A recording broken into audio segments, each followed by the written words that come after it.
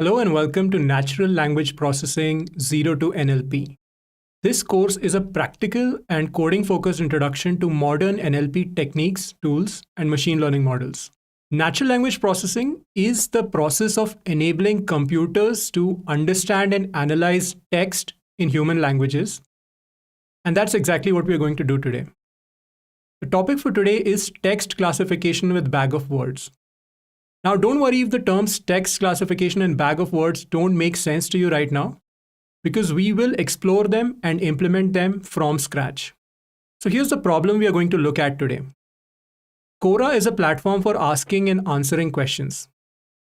You can head over to Quora.com right now, and you can ask a question about pretty much any topic, or you can answer questions that have been asked by other people, or read the answers that have been submitted by people to existing questions. So this is what Quora looks like. And here is an example of a question. What is one thing that non-coders don't understand about coding? That's a good question. And below the question, you can find one of the answers. Now, Quora has over 100 million registered users, and tens of thousands of questions are submitted every day. Now, obviously, not all of those questions are great questions. Some questions may be problematic, because they may be touching on sensitive topics, they may be hurting people's sentiments, they may be racist, sexist, or just inappropriate in some form or another. For example, the question, what is the function of a plasma cell, is a good question, and Quora would call it a sincere question, and this is the kind of question Quora would want to include on their website. On the other hand, a question like this, why can't liberals realize that they're stupid, is clearly not really a question. It is more of a statement being made against a particular group of people. And this is the kind of question that Quora labels as insincere. And this is the kind of question that they would like to avoid. Now, the only trouble is with tens of thousands of questions submitted every day, manually reviewing every question can be time consuming and expensive. So that's why Quora set out to build an automated system which can classify new questions as sincere or insincere. So that's the example of a text classification problem. In text classification, you're given some text and you have to classify it into one or more classes. In this case, whether the question is sincere or insincere. So this was something that Quora actually did, and they crowdsourced the development of this automated system, this text classification system, on a website called Kaggle. And Quora created this competition called the Quora Insincere Question Classification Competition to detect toxic content to improve online conversations. Now, the link to this competition is included below the video. And here you can read a little bit about the problem that Quora was facing, which we just discussed. Quora wants to keep the quality of the questions high, and Quora wants to avoid any insincere questions. So you can read this description. I encourage you to read it carefully. Then you can also head over into the data tab, and in the data tab, there is a description of the data that Quora has provided for you to create an automated system. Now, this data consists of over 1.3 million questions that have been manually tagged by Quora's internal team, and they want you to use this data of tagged questions to create an automated system that they can use in the future to automatically classify questions as sincere or insincere. Now, what makes a question insincere?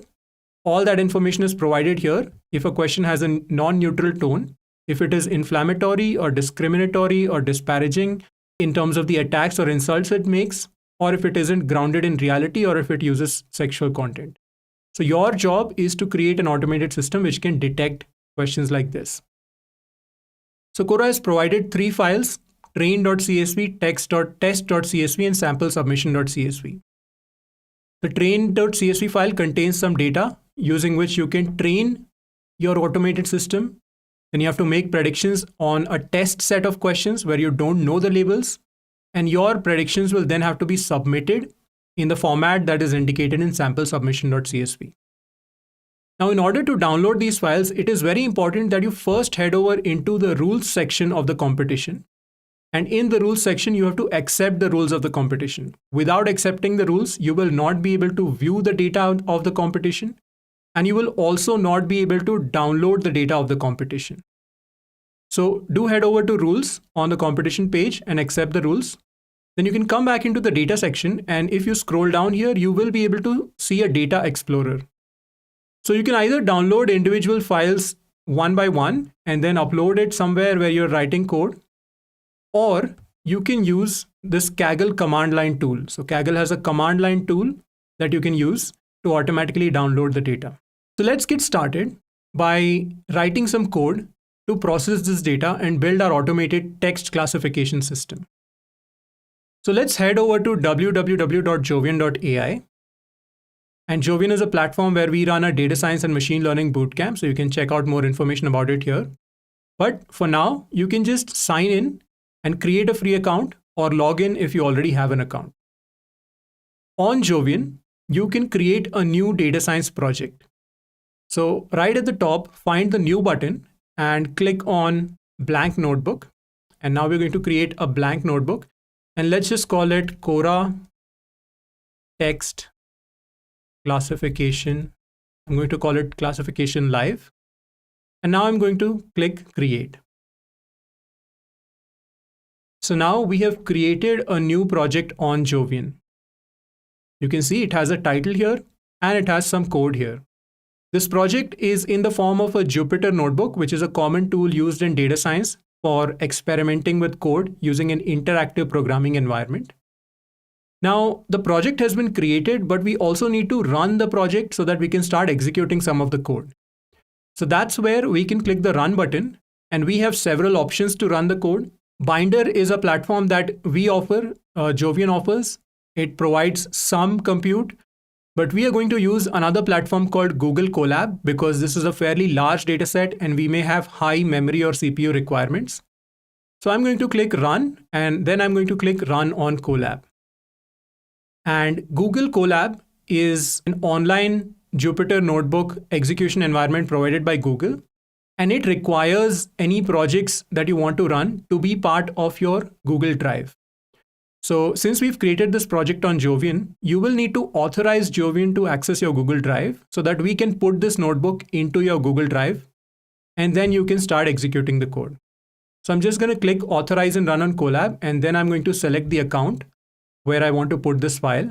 And I'm going to allow these permissions so that Jovian can put this file into my Google Drive. Now we can run the code on Google Drive, we can make changes to it, and then we can save it and bring it back into our Jovian project. Now let me give this a title. So I'm just double clicking on the first cell and let me call this text classification with bag of words.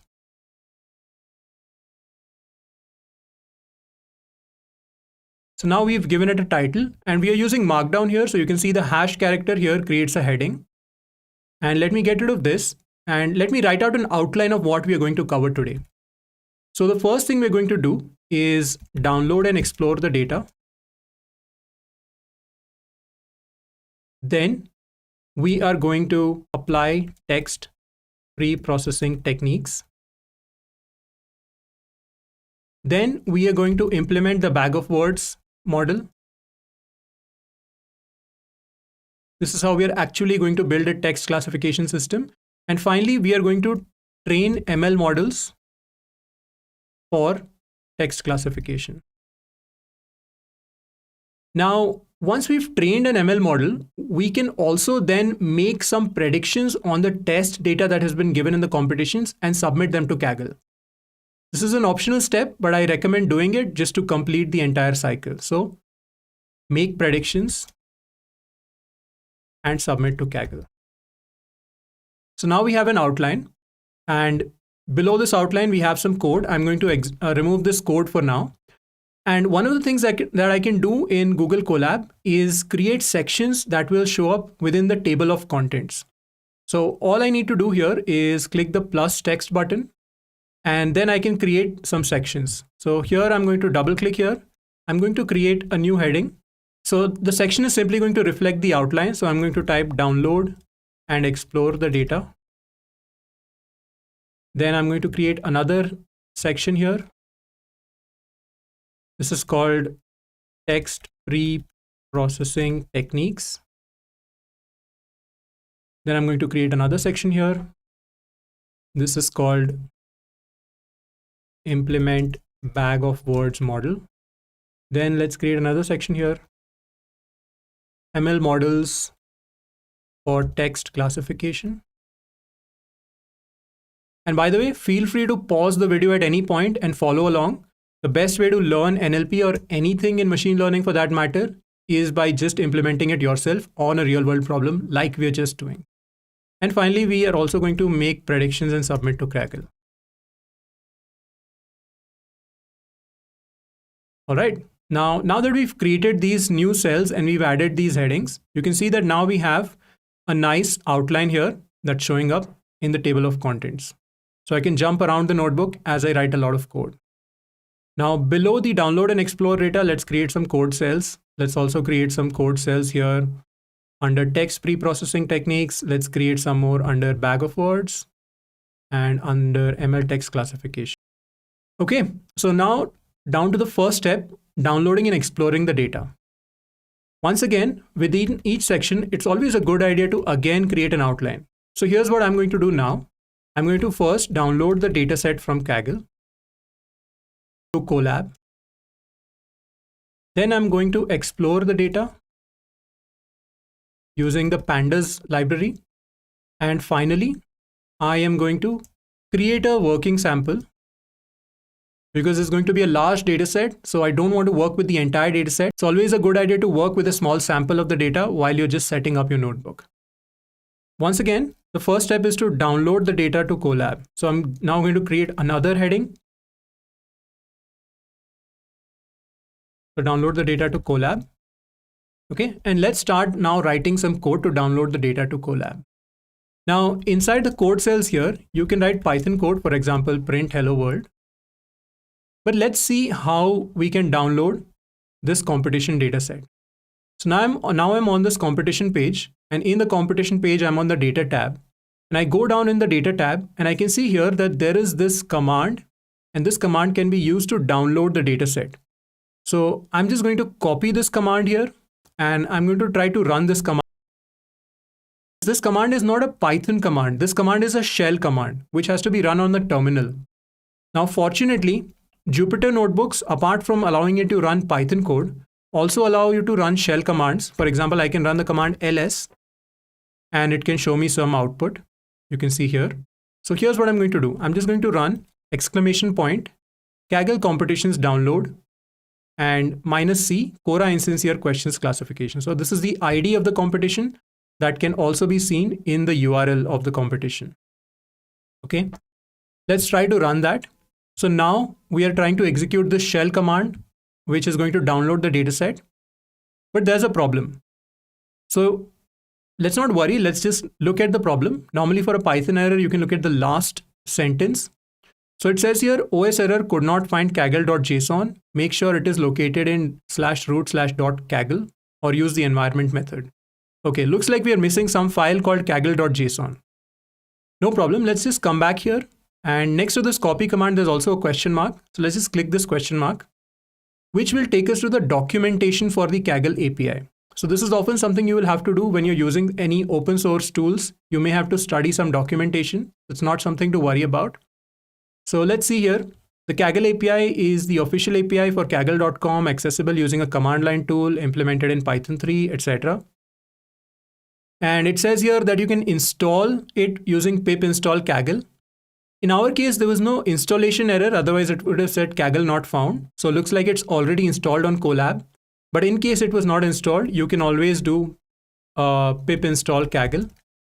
And that will install the library. Let's say you are running this code locally on your computer. But we don't need that. All right, then after the installation, there is this section called API credentials. So it says that to use the Kaggle API, first you need to sign up for an account on kaggle.com. Okay, I already have that. I'm already logged in here on Kaggle. Then you need to go to the account tab of your profile and select the create API token option. So let me go in here and let me click on account. Now let me go down here and there is an option called create new API token. All right. And I'm going to save this kaggle.json file. Looks like it got downloaded here. I'm going to save it here on my desktop. And then it says that place this file in tilde/.kaggle/kaggle.json. But remember, I am running my code on Google Colab, so it will not serve the purpose if I just put this file on my computer. So I will have to upload this file to Google Colab. So in Google Colab, I can come in the left here. And here I can see the Files tab. So I can open the Files tab. And there's an Upload button here. So let me click the Upload button. And let me grab the kaggle.json file and put it in. Okay, so every time you run a notebook on Colab, you will have to upload the kaggle.json file if you want to download any data on Kaggle. Now you don't need to download the Kaggle.json file again and again. You only need to download it from Kaggle once, but upload it to Google Colab every time you run a notebook. So you'll get the idea. Okay, the last thing, it says either we can put this file in this location, but we have just put it in the current directory, in the current working directory. Or it says you can define a shell environment variable called Kaggle config directory to change the location of the Kaggle file, JSON file. So here's what I'm going to do. I'm going to import the OS module and I'm going to do it above. So now you can see here that we have in the current directory, we have a kaggle.json file. So I'm going to import the OS module. So import OS. And inside OS, I'm going to set os.environ. So I'm just setting an environment variable, a shell environment variable, which will inform the Kaggle API, the Kaggle command line tool, where the config file is located. Okay. So I'm going to say os.environ Kaggle config dir equals dot. Dot simply refers to the current directory. So instead of saying ls, I can say ls dot, and it will do the same thing. So all I'm doing is I'm configuring that the kaggle.json file is placed in the current directory, which is indicated by dot. And now if I run the Kaggle competition download command, it should run properly. Now, one last thing. There seem to be a bunch of files here. So there seem to be a train.csv file, test.csv file, sample submission, and then embeddings.zip file. So now I want to download just the file train.csv. So the way I can indicate that is by typing -f train.csv. So that's one thing I'm going to do. And another thing I can do is also put in where I want this data to be downloaded. So I'm just going to download it in a folder called data. So -p data. All right. So let me run that. Kaggle competitions download -c Cora insincere question classification -f train.csv -p data. And where did I find out this -f and -p? Well, all of that is given here if you just scroll down and check the documentation. So get used to reading documentation. It's not too difficult. It's just something, a list of steps that you have to follow. All right, now if we click refresh here, you can see that a folder data has been created. And in that folder data, a train.csv.zip file has been created. Similarly, I can now copy over this command. And there are a few more files. So there's a file test.csv and sample submission.csv. Let's download those as well. I'm going to come in here. I'm going to say test.csv. And I'm going to come in here and I'm going to say sample submission.csv. All right, let's run that. And in a moment, we should have both the test.csv file and the sample submission.csv file. So now at this point, we can see that each of these files has been downloaded as a zip file. So if we want, we can unzip these files, but the pandas library that we're going to use for exploring the data can actually work directly with zip files. So we don't need to do that. So let's start exploring the data. So the step 2 is to explore the data using pandas. Okay. So first I'm going to create a few variables. Train fname, train file name, that is simply data/train.csv.zip. I'm going to create a variable test fname, that is simply data/test.csv.zip. And finally, I'm going to create a variable called sample fname. So we are now just creating variables. We're not still loading the files. Sample slash or data/sample submission.csv.zip. Okay. Now let's import the pandas library. So let's say import pandas as PD. And now we can create a data frame. So first I'm going to create this data frame called raw df because this is going to contain all the raw training data. So raw df is pd.read.csv, and pd.read.csv requires a file name. So I'm going to provide train f name. Okay, let's look at raw df now. This is coming from the train.csv file as mentioned here, and looks like it contains 1.3 million rows, specifically 1,306,122 rows. So that's a lot of data that is provided to us for training. And it contains 3 columns, and the 3 columns are QID or question ID. So Quora has given each question a unique question ID. Then there is a question text. So this is some question text. It contains a question ID, it contains a question text, and it contains a target. Now, what does this target represent? Looks like it's either 0 or 1. Well, if you go down into data and come down here, you can see that the third field, target, indicates 1 indicates that a question is insincere and 0 indicates that a question is sincere. Okay, so let's look at a few sincere and insincere questions. Let's create a sincere DF first, containing just sincere questions.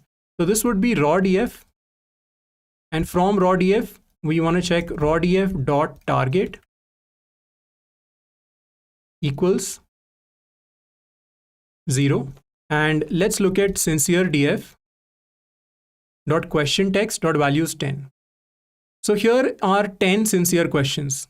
Do you have an adopted dog? How would you encourage people to adopt and not shop? How did Otto van Guericke use the Mandenberg hemisphere, etc. So these all look like fairly decent questions that Quora would want to have. Now let's also find insincere questions. So insincere df equals raw df. Once again, raw df dot target equals 1, and insincere df dot question text dot values 10. Let's look at that. Okay, so here are some insincere questions. So it says, has the United States become the largest dictatorship in the world? Clearly, this is an implication, not a question. This question looks racist. This question looks politically motivated. This question is homophobic. This question is racist again. So you can see that there are a lot of racist and sexual and content questions. So we obviously want to detect and avoid these kind of questions. Let's look at maybe the distribution of sincere and insincere questions. So once again, if I go to raw df and I look at question text and I just check value counts, and okay, I want to do target.value counts, not question text. So you can see that 0 occurs 1.22 million times, whereas 1 occurs only 80,000 times. You can also set normalize equals true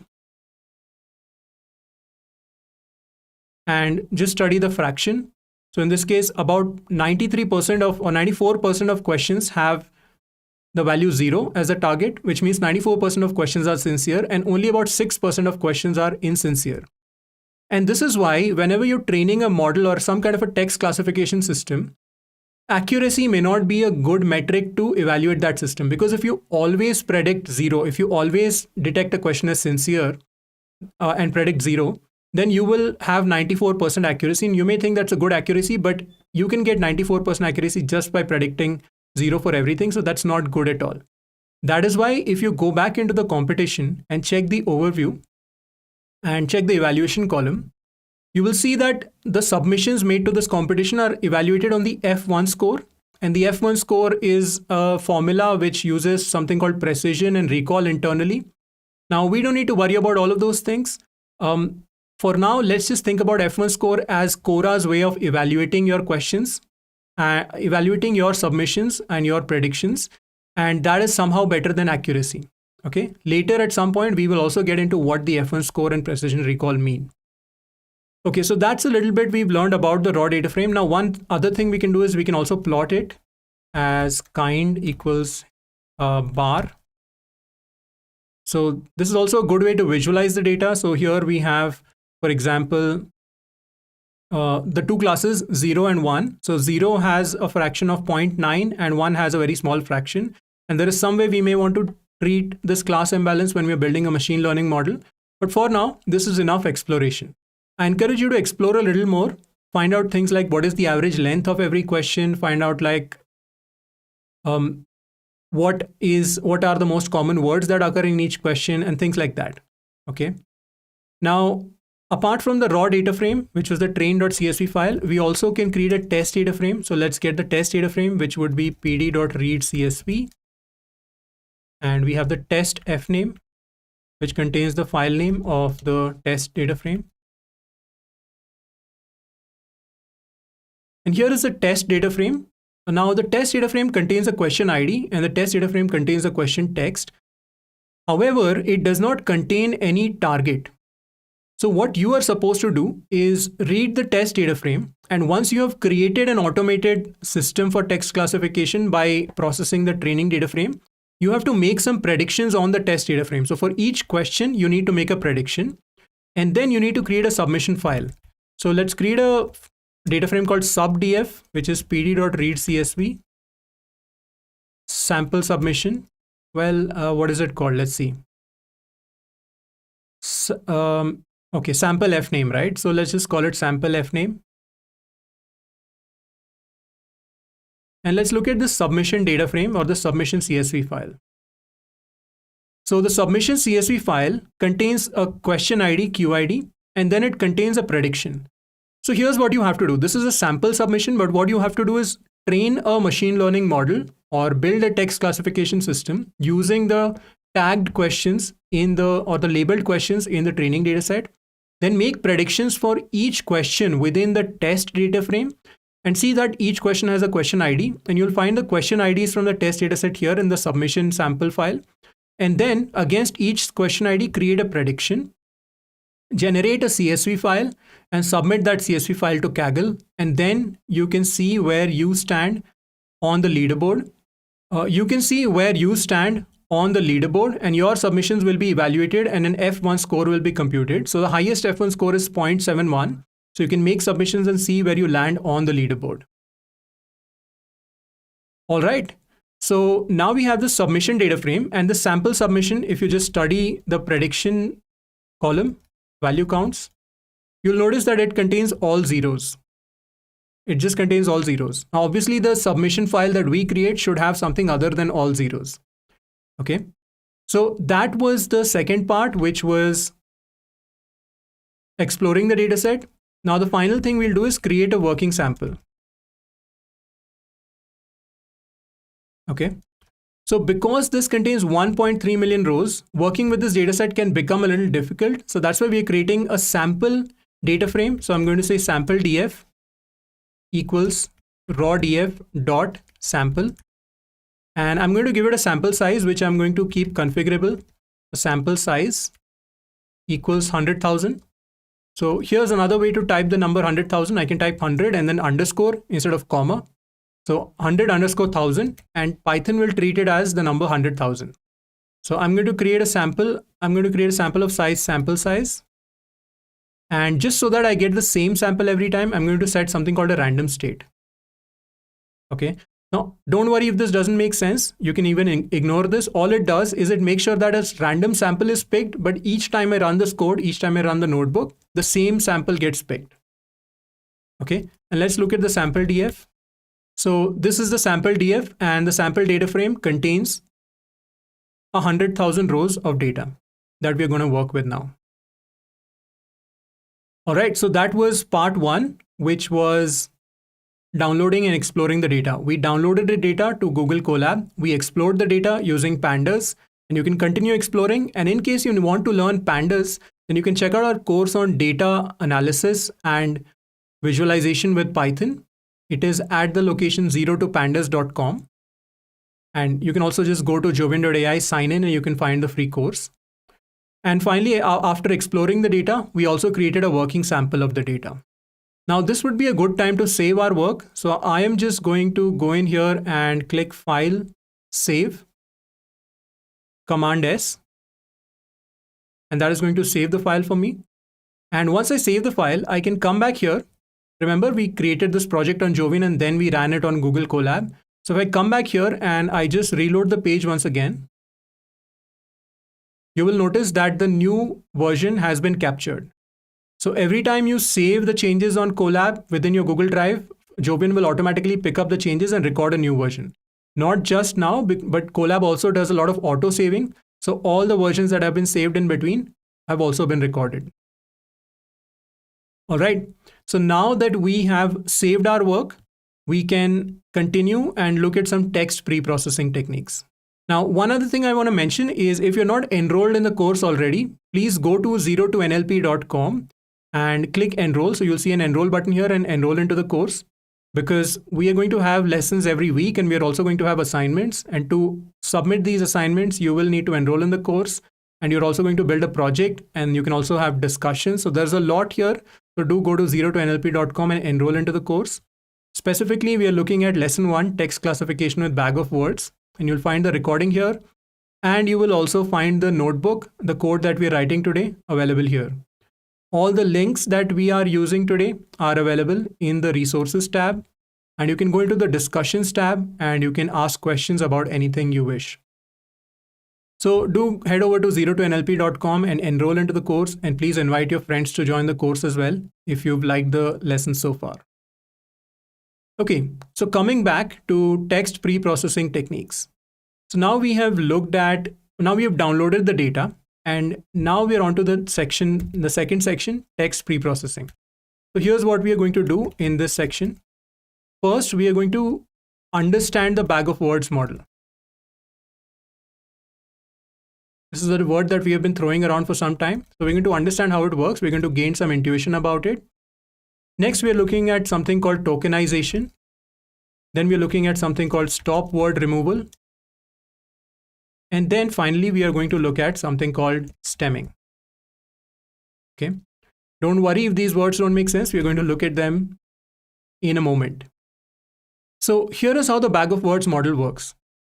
Let's say we have a data set containing 3 questions or 3 sentences. Here is the first sentence. The sentence is about the bird, bird, bird. It doesn't really make sense. This is a made up example, but just go with it for now. Then the second example in our data set is you heard the bird. And the third example is that the bird is the word. So here we have 1.3 million data set. Here we have 1.3 million questions in the Quora insincere question classification data set. In this sample data set, we have only 3, but the concept still applies. So here is how you build a bag of words model. So let's just create a section called bag of words intuition.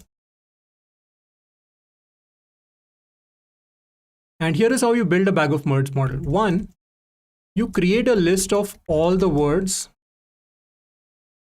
across all the text documents. Second, you convert each document or each question in this case into a vector containing the counts of each word.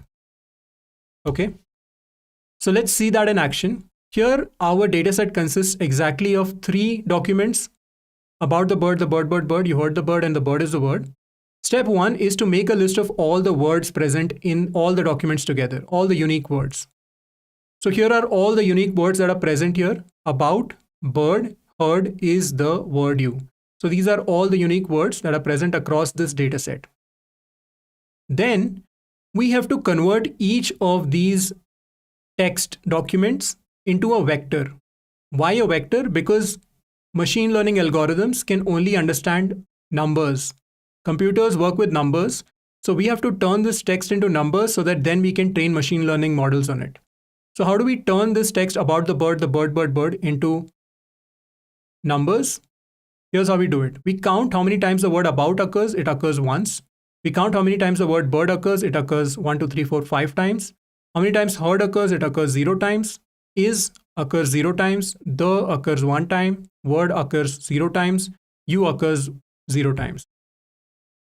So the occurs 2 times. So now you see the sentence about the bird, bird gets converted into this vector 1500200. Similarly, you heard the bird gets converted into 11100101. The bird is the word gets converted into 0101211. Why? Because it doesn't contain the word about, it contains bird once, it contains heard 0 times, It contains the twice, is once, and word once.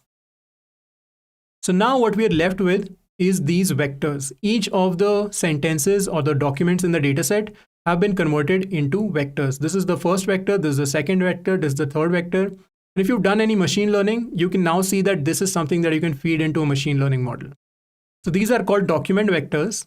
And remember how they are retrieved is by first identifying all the unique words in the dataset and numbering them, and then counting the occurrences of each word in each document to obtain a vector called the document vector. All right. So that is how you build a bag of words model. But there are certain limitations with directly creating a bag of words model. So here are the limitations. The first is that there may be too many words in the dataset. So we have 1.3 million questions in our dataset, and it may contain hundreds of thousands of words. So that may make the vectors very large because each document will be a vector of size 100,000, and that won't even fit in memory. Another limitation is that some words may occur too frequently. So for example, the word the seems to occur all the time and is also generally having the highest frequency. So we may want to remove these words which occur too frequently. Then some words may occur very rarely or only once. For example, some specific technical term that only occurs in 1 or 2 questions is very rare, and that may not give us enough information to label a question as sincere or insincere. So we may need to exclude those words as well. Then another thing that we may run into is that a single word may have many forms. For example, go, gone, going are ultimately all forms of the word go, or bird versus birds. Right? So that is something that we may want to count under the same root word. And that is why we perform several text pre-processing techniques before creating the bag of words model. And that's what we are going to look at now, one by one. Now, the first pre-processing technique is something called tokenization. So tokenization is simply the process of splitting a document into words and separators. So it's not just words you may want to separate. You may also have to deal with punctuation, things like comma, brackets, etc. Let's look at sincere DF. And from the sincere data frame, I'm going to pick a question. This one, do you have an adopted dog? Q0 is sincere DF 1 or dot question text dot values 1. So Q0 is simply the question. Do you have an adopted dog? Would you like to encourage people to adopt and not shop? And let's look at insincere DF.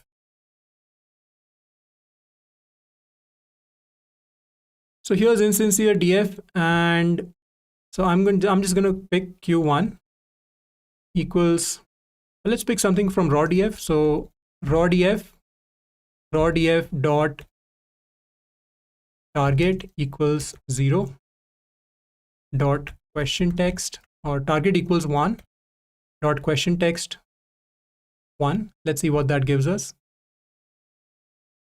Okay, dot values 1. Let's try 0. Okay, so let's just go with this for now. So we have one example here. Do you have an adopted dog? How would you like to encourage people to adopt and not shop? And here is an insincere question. Has the United States become the largest dictatorship in the world? So the tokenization is simply the process of splitting a document into words and separators. So the way we tokenize is either we can just split along the spaces, or we can use a tool which also detects punctuations properly. So for example, there is this tool called NLTK. So if you just go online and search NLTK tokenize, so then NLTK has this tokenized package, and the way you use it is from the NLTK library, you import word tokenize. I'm just going to go in here and I'm going to say from NLTK.tokenize import word tokenize. And then you can simply use word tokenize as given here. So word tokenize and give it a string and it's going to tokenize for you. So here's Q0. And let me create a new code cell and let me say word tokenize Q0. And when we try to tokenize, we are going to get an error. And let's not panic here. So it says resource punct.not found. So we may just want to download punct. So let's go up here and let's run that code. nltk.download punct.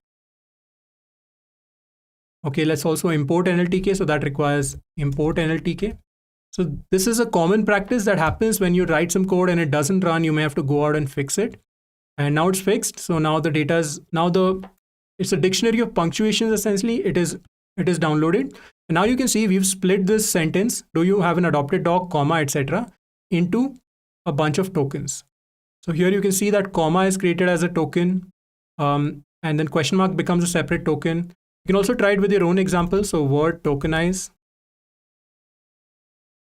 and you can say something like, this is something with a lot of punctuation, right? And you can see what it does with brackets and commas. So you can see here brackets get separated out, commas get separated out, semicolons get separated out. So that's where it's smart in that fashion. You can also try to write your own tokenizer, but you should probably just use the NLTK tokenizer. Okay, let's also maybe tokenize Q1. Let's see if there are any interesting tokenizations there.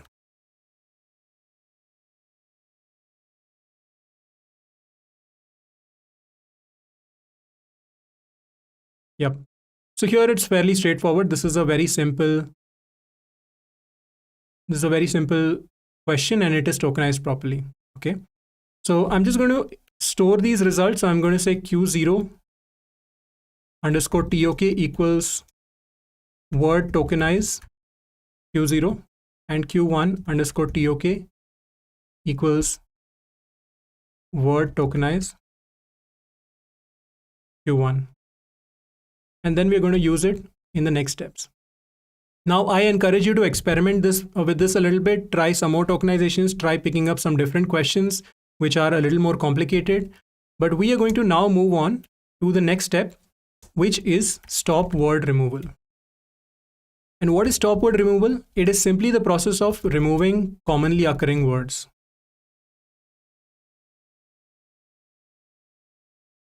All right, that's all we're going to do here. So let's see, let's try Q1 underscore TOK. So here you have all these questions like, you have all these words like the, in, etc. that occur too many times.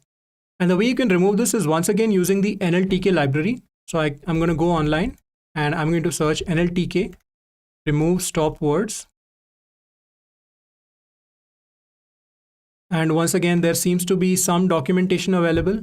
So let's go in here and let's see how this is done. So here is how it's done. So you say from nltk.corpus import stop words. So I'm going to come back here and I'm going to say from nltk.corpus. I'm going to say from nltk.corpus import stop words. Now NLTK contains stop words for all different languages. So let's get the list of stop words for English. So let me call stop words. English stop words equals stop words dot let's see here how it's done.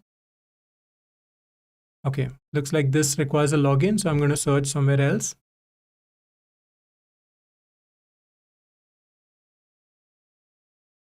Yeah, now we want to say something like stopwords.words. So I'm going to say stopwords.words English. So now this is going to give me the full list of English stop words. Okay, once again, there seems to be an error. So looks like we may need to download a set of stop words as well. Again, something that will naturally happen when you write the code, and you can just fix it by writing this download statement. So now the stop word database has been downloaded. And now we have looked at the English stop words. And now we have a list of the stop words in the English language. So here is a full list of stop words in the English language. I'll show you a quick trick on how to print it nicely. You can just say comma as a string dot join and give it a list of words, and that's going to print it a slightly nicer. So here is the full list of words: I, me, myself. You can see a and the articles, pronouns, a lot of those things are present here. Now, one thing you'll notice is words like not, couldn't, didn't, etc. also show up here. So for the purpose of text classification, sincere and insincere questions, this may not be something we need to worry about. But for the purpose of sentiment analysis, for example, you may want to retain some of these top words like not, etc. So I would suggest that you look at the stop word list carefully and decide if you want to use all the stop words. And if you don't want to use all the stop words, then only pick the words that you actually do want to exclude. Okay. This is a common error that you can make just going with the given stop word list. So think carefully before using stop words. All right. So now that we have a list of stop words, how do we remove these stop words? Well, we can define a simple function for it. So remove stop words, which takes some text or which takes a list of tokens now that we've already tokenized our questions. And we can simply return word for word in tokens if word not in English stop words. All right. Now, one small warning here. Look at the stop words here. They are all lowercase. But in our data, we may not have all lowercase. So you may want to also add a dot lower here. And that's where it helps to define functions so that all these small minor things that we have do not affect us in any way when we are working through the code. All right, so now let's look at Q0 once again. So this is Q0 and this is Q0 tokenized.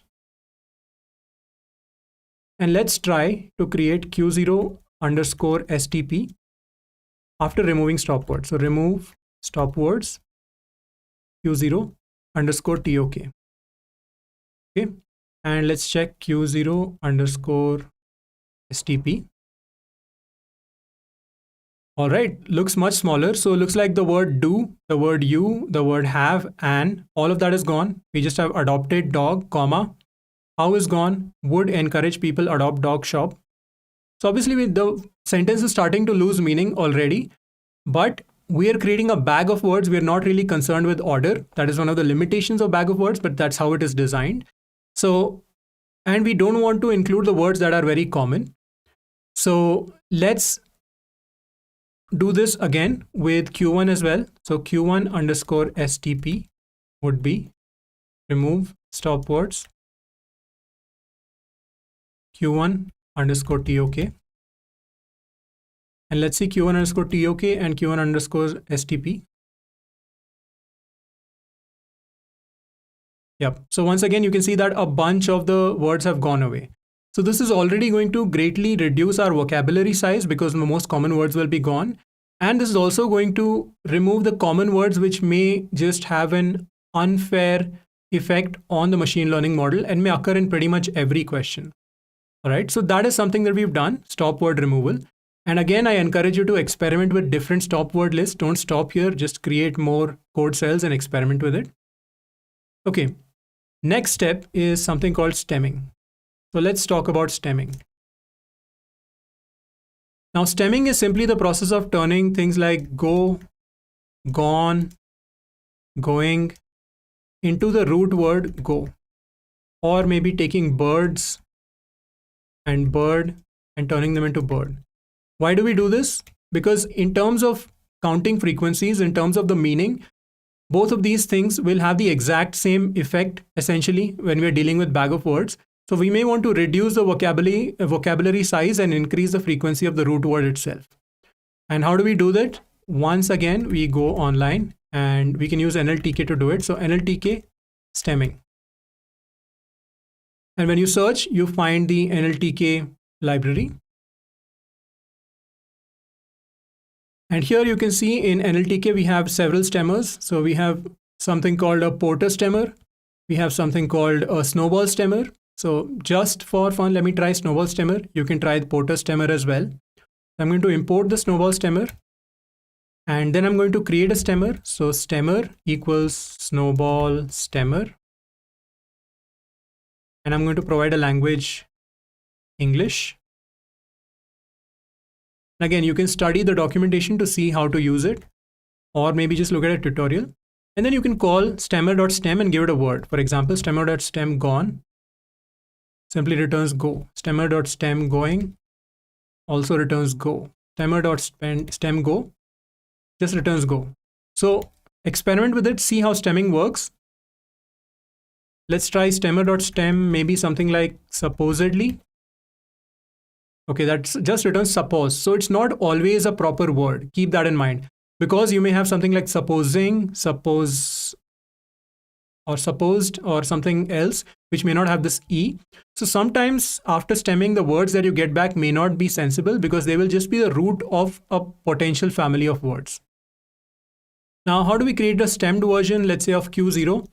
We say Q0 underscore STM equals stemmer.stem word for word in Q0 underscore STP. So since we've already removed stop words, I'm just going to build on top of that. So Q0 underscore STP is this, and Q0 underscore STM is smaller. So you can see here, instead of adopted, we have adopt. And then instead of encourage, we have encourage without an E, because you can have encouraging. Because of certain rules, the E here has also been wiped out. Sometimes it makes sense, sometimes it doesn't. But the idea is all these words get reduced to their root. Let's try that with Q1. Q1 underscore STM equals stemmer.stem word for word in Q1 underscore STM. And let's check, okay, Q1 underscore STP, which was with the stop words removed. And let's check that out as well. So here is Q1 underscore STP with just the stop words removed. And here is Q1 underscore STM. And you can see here that in this case, there's not much of a change. Well, united has been changed to unit. Something that we may not want necessarily, but I guess it's okay. States has become state. Become has become just become without an E. And dictatorship has not been reduced. So stemming is done using an algorithm implemented internally. And that's why you may get these edge cases, these funny cases where it may do things that you may not want it to do. Another technique that you should check out is lemmatization. Now in lemmatization, what is done is, let's say the word love, and you have another word loving, and you have another word lovable. So the stemming would reduce them all to LOV. Lemmatization, on the other hand, would reduce it to a word that actually makes sense. So in this case, lemmatization would remove ing and lemmatization would add the E. And how would it know that it needs to add the E? Because lemmatization is going to look at a dictionary. It's going to use a dictionary internally to look up the root form of each of these words. So if you want more human-friendly forms of the root words, then you can use lemmatization. And again, you just search lemmatization NLTK. And you're probably going to find some tutorial on it. Let's see here. So here is how you use lemmatization in NLTK. You import the WordNet lemmatizer, and then you import this corpus called WordNet, and then you create a lemmatizer, and then you call lemmatizer.lemmatize, and that's going to give you the root form, which is picked from a dictionary. Now, I'm leaving this as an exercise for you, and lemmatization is generally not used while building bag of words because it requires looking up a dictionary, which can be fairly slow, especially if you have a very large dictionary, and it can also take up a lot of memory. So because we are going to turn our documents into vectors anyway, it doesn't matter whether the short form is something that is just a root of a word or is an actual word from the dictionary. So that's why we are not going to use lemmatization. But in the cases where you want to derive the root word, you can also do that. Apart from all of this, NLTK also allows you to identify parts of speech and do many other things. So do check out the NLTK library. You just follow our tutorial, create a notebook on Jovi and experiment with it, and you will become a master of NLTK in no time. So with that, we have now completed the second section, which is to perform lemmatization. Let's just clean up these headers a little bit so that it's well organized.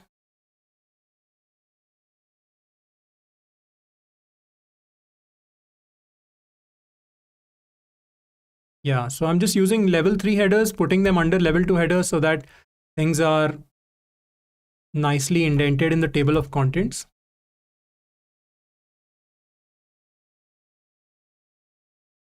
All right, so with that, we have now completed the second section, which is the text pre-processing techniques. So we wanted to look at the bag of words and intuition. So basically how we create bag of words is by listing all the words, then converting each document into a vector using the count of words.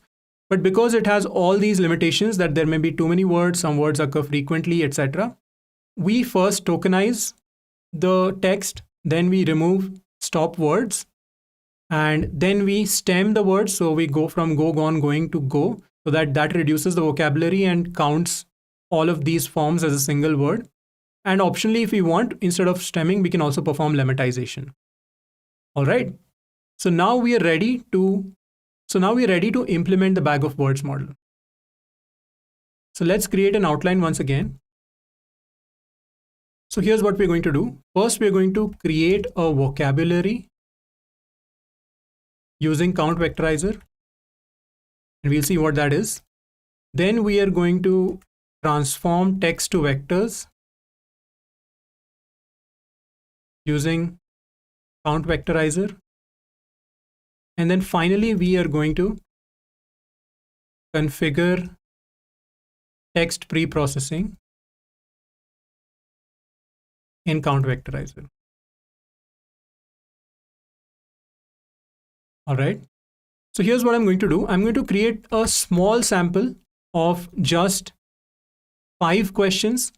So I'm going to say small df is sample df. Remember, sample df contains 10,000 rows or 10,000 questions. Sorry. So remember sample df contains 10,000 questions. Okay, let me say that again. Remember, sample df contains 100,000 questions out of the 1.3 million. So before we work with the 100,000, let's just work with 5 questions. So let's create small df, which contains just the first 5 questions from sample df.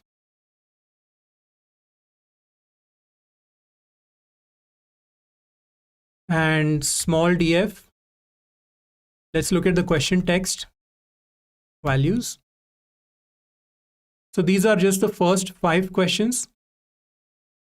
And let's look at small df itself. You can see that all of these questions have the target 0, and that's fine. We're just creating a vocabulary right now. So now we are going to use count vectorizer to create the vocabulary. So let me just create a section here so that our code is a little well organized. So create a vocabulary. And count vectorizer is a helper class from the scikit-learn library. So I'm just going to search count vectorizer. And you can see that it is part of the scikit-learn library, sklearn. This is where it is located. And what does count vectorizer do? It converts a collection of text documents into a matrix of token counts. That is just a fancy way of saying that it creates a bag of words model. So given a bunch of text, it takes all those text documents, identifies the vocabulary, which is the set of unique words that occur in these documents, and then turns each document into a vector using the counts of those words within those documents. Okay, so let's import count vectorizer. I am going to come down here and I'm going to say import from sklearn dot, let's see, feature extraction dot text.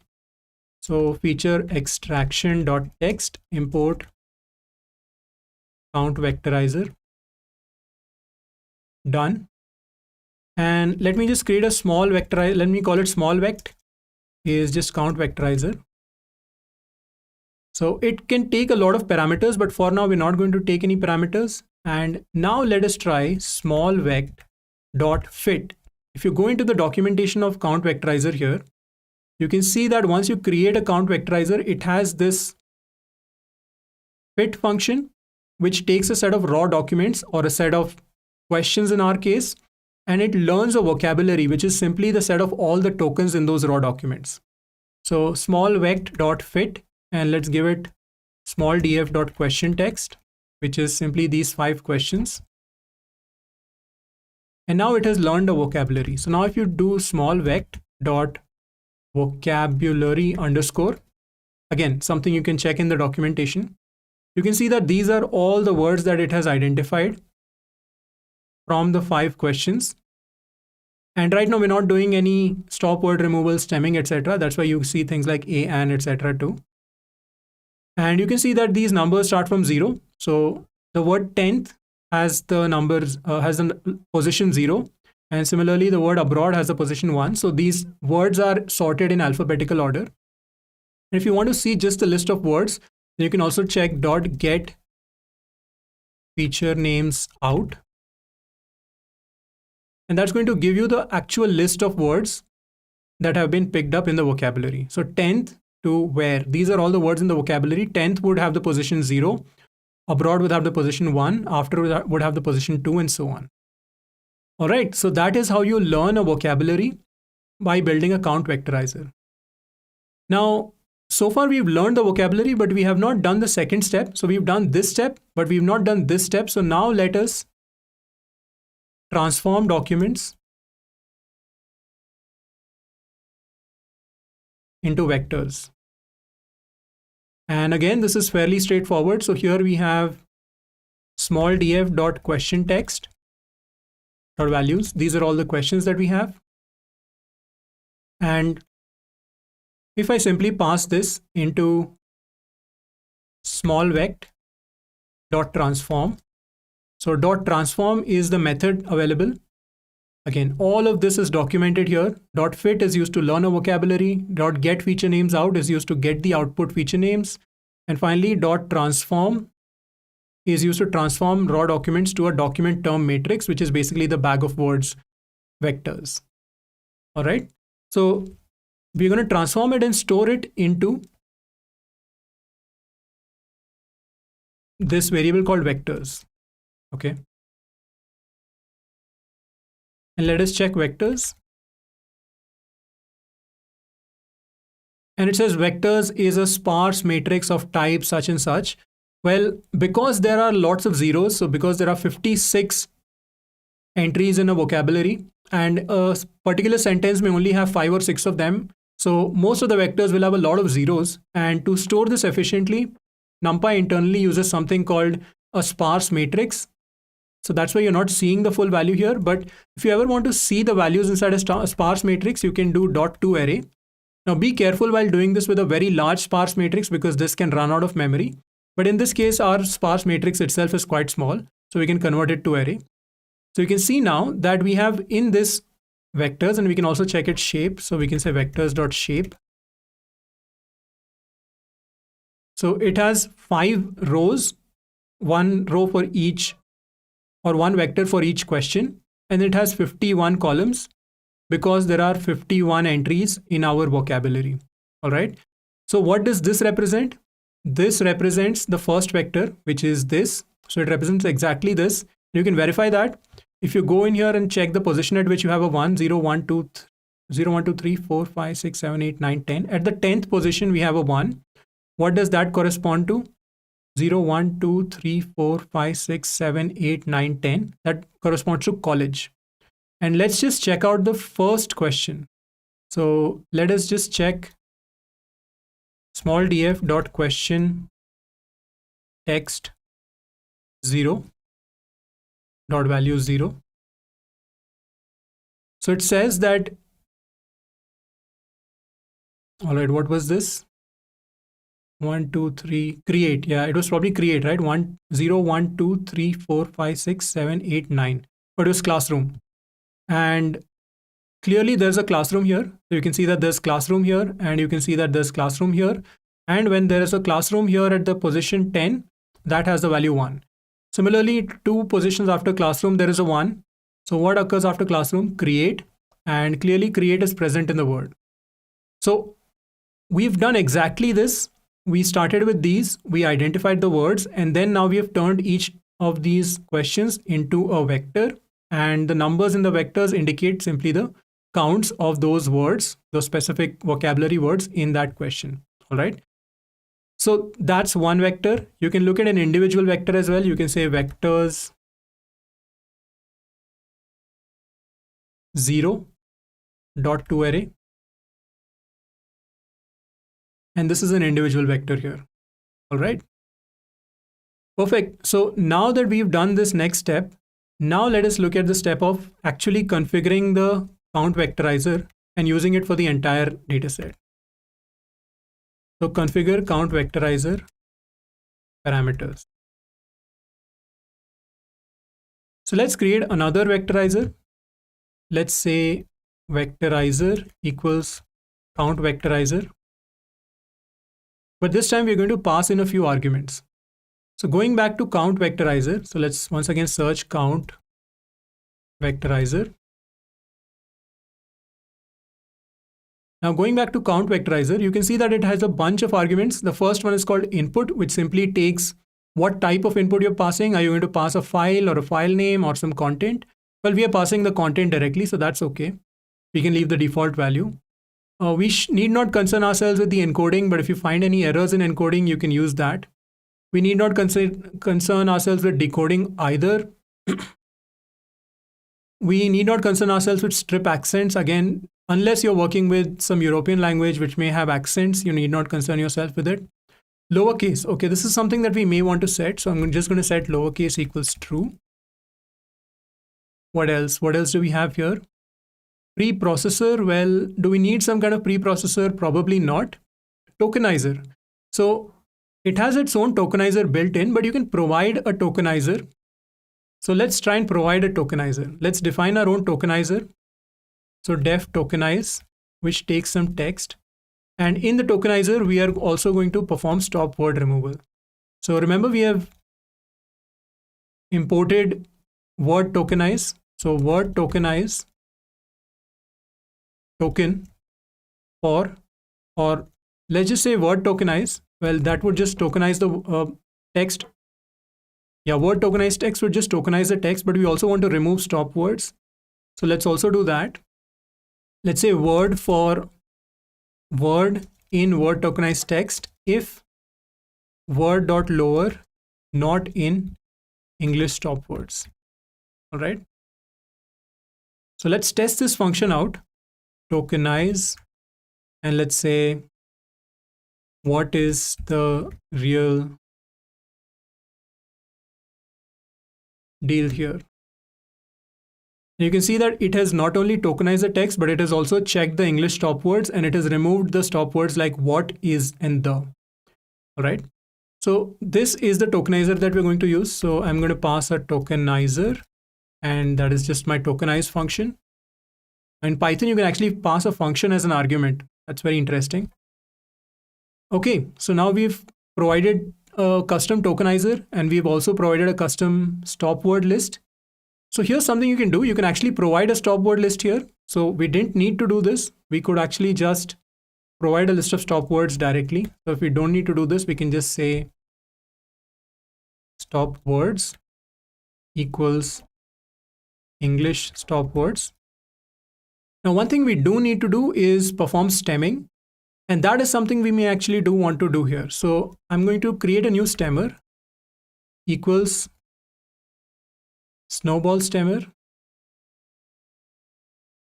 language equals English.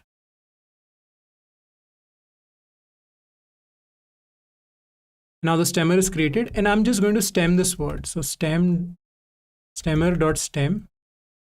word or word in word tokenize. And let me just put in some forms here which may require stemming. And you can see now we are no longer performing stop word removal because we are providing a list of stop words here into our vectorizer. So that's not required in our tokenize. However, we are performing stemming using the snowball stemmer for the English language. So you can see that really has been reduced to REALLI. So that's something that stemmer does, and dealing has been reduced to deal, and so on. All right. So now our tokenizer, our tokenize function, which is passed as a tokenizer, is going to perform tokenization. It is going to perform stemming. And then the stop words are passed in directly. So we don't need to perform stop word removal here. It's done by the count vectorizer. Then token pattern, well, not relevant here because we passed a custom tokenizer. N-gram range is not something we need to worry about. Analyzer, again, not something we need to worry about. You can check out all the other options, but here is one I'm really interested in, which is max features. Remember, we said that the vocabulary size may become too large. We may end up with hundreds of thousands of individual unique words. So you can actually pass max features. And if you say max features equals 1000, let's say, then the vocabulary will only consider the top 1000 words or terms in the dictionary occurring in the dataset. So now our vocabulary is not going to contain all the words that have been obtained after stemming and stop word removal. It is going to contain only the 1000 most commonly occurring words in the entire dataset. Okay. So now we have a vectorizer, and now we have our sample data frame. Remember the 100,000 words that we have picked, the 100,000 questions. So now we have a sample data frame containing 100,000 questions. So we are going to now first learn the vocabulary. So vectorizer.fit sample df.question text. Now we're going to learn the vocabulary from the entire sample df. I'm going to run that. So whenever I run a command that is going to take some time to execute, I add this percentage time at the top of it in the Jupyter notebook. So that just prints out the amount of time it took to execute, just for future reference. Now in this case, we've passed sample df.question text into vectorizer, which is performing all of these pre-processing and is only going to create a vocabulary of size 10,000. And that is going to now learn the vocabulary for us.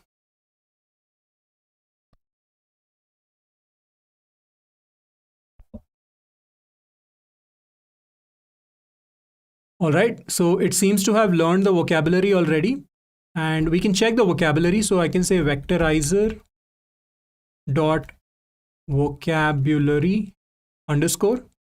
Now, I may not want to print the entire vocabulary. I can just check the length of the vocabulary, and looks like the vocabulary is of size 1000. So that's great. That's what I expect.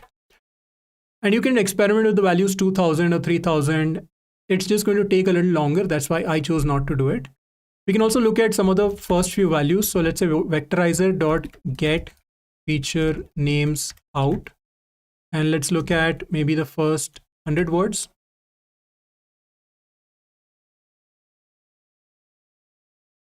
So these are the first 100 words in the vocabulary, a bunch of punctuations followed by a bunch of words.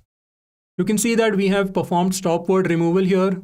Clearly, we have also stop word removal and stemming here just by studying these tokens. And this is always a good idea as you are working on a project. Make sure to print things out and verify that they're working as expected, because you may have forgotten something somewhere, for example, checking lowercase and things like that. All of those things become clear when you print things out. Okay, now we are finally ready to actually convert and transform our text questions into vectors. So I'm going to call this inputs, because these vectors are going to be inputs into a machine learning model. So inputs equals vectorizer.transform, and let's give it sample df, which contains the 100,000 rows, dot question text, and let's also time that. Let's run that, and now that is going to convert all of the 100,000 questions into vectors. So in about 30 seconds, all the 100,000 questions will have been converted into vectors. You can see here it took about 30 seconds. Once again, we can check inputs.shape. Remember, this is going to be a sparse array, so that's why you won't be able to directly print it out.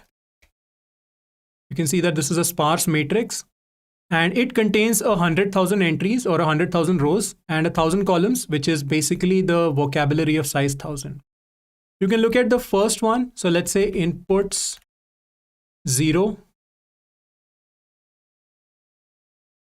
input 0 dot to array. So this is the very first question, and let's check that question also. Sample df dot question text, dot values um, 0. So this is the question: what is the most effective classroom management skill? And there are a bunch of zeros, but there seems to be a 1 somewhere here. Now this one, I would imagine, might correspond to the question mark, as I can see here. So yeah, looks like this one corresponds to the question mark. Now if you keep going, you'll find another one somewhere, maybe here. And this one, I would imagine, might correspond to classroom. So if you keep going, you might find the word classroom. So these vectors are very hard to interpret directly because you are going to find lots of zeros. But if you look at the ones and twos and then look them up in the vocabulary, you'll find that they correspond to the words that occur within the question. Okay. So I'm going to remove this. But at this point, we have now converted the text that we had into a bunch of vectors. Let's also do this for the test data frame. So we have the test data frame. The test data frame contains about 375,000 rows. So we can also go time and test inputs equals vectorizer dot transform test df dot question text. And that's going to give us test inputs. Now notice that we did not fit the vectorizer on the test set. This is a very important thing to keep in mind because when the vectorizer has learned the vocabulary from the training set, it is then going to create vectors for the training data using that vocabulary. So when we get some new data, either in the real world or when we are testing it on this test data set, if we relearn the vocabulary, the order of words might change or a different set of words might come in. So the new vectors may not make any sense. That is why the vocabulary should be learned only once on the training set, but the transformation can be done separately on the test set. And if you have a validation set, you can do that on the validation set using the same vectorizer that has been trained to learn the vocabulary on the training set. Okay, so keep that important distinction in mind. If you are training a vocabulary using the test set, you are going to get completely meaningless results. Okay, so once the test inputs are completed, we will be done with the second part or the third section, which was implementing the bag of words model. So here we created a vocabulary using count vectorizer. Then we transformed those documents into vectors by using count vectorizer.transform. And finally, we configured the parameters of count vectorizer to perform tokenization, stop word removal, stemming, and limiting the vocabulary size as per our convenience. Now you can play with all these parameters. You can check out some of the other parameters as well. The more you experiment, the more you will understand. All right. So now we are finally ready to train a machine learning model for text classification. So here's what we're going to do in the machine learning part of this session. So first, we are going to create a training and validation set. Now, this is more part of machine learning, and we have a course on machine learning that you should check out, Machine Learning with Python 0 to GBMs. But anytime you're training a machine learning model, you should split the data that you have, the training data, into a training set and a validation set. You should train your models on the training set, but you should evaluate them on the validation set. This is because in the real world, your model is going to see data that it has not already been trained on. So that is why you should evaluate your model using data that it has not been trained on. So we are going to create a training and validation set from the data that we have, the inputs. Then we are going to train a logistic regression model. Again, also this is something that is slightly outside the scope of this particular course, but we are trying to perform text classification in supervised learning because we have labels in the training data. Now, logistic regression is the most simple text classification machine learning algorithm, and you can check out our machine learning course to learn more about it. So we train a logistic regression model, and then finally we are going to make predictions on training, validation, and test data. Okay, so let's get started. The first step is to create a training and validation set.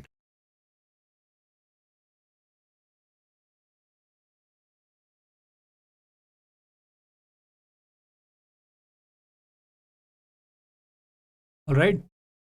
Well, if you look at the sample DF here, it contains 100,000 rows of data. And it contains questions and it contains targets.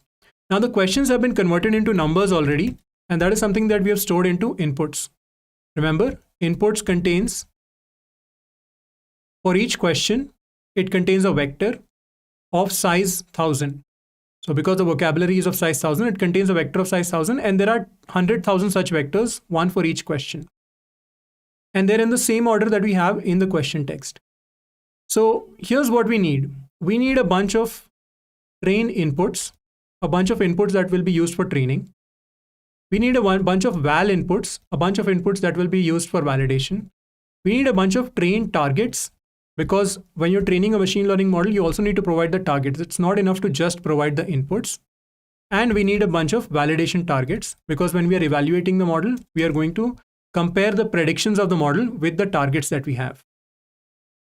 And the way this is typically done is we take the entire dataset and we pick a random sample of the dataset and use that as the validation set. So this is done in sklearn using the train test split function. So if you just search for train test split, you'll find that scikit-learn provides this model selection train test split module. So I'm going to import from sklearn import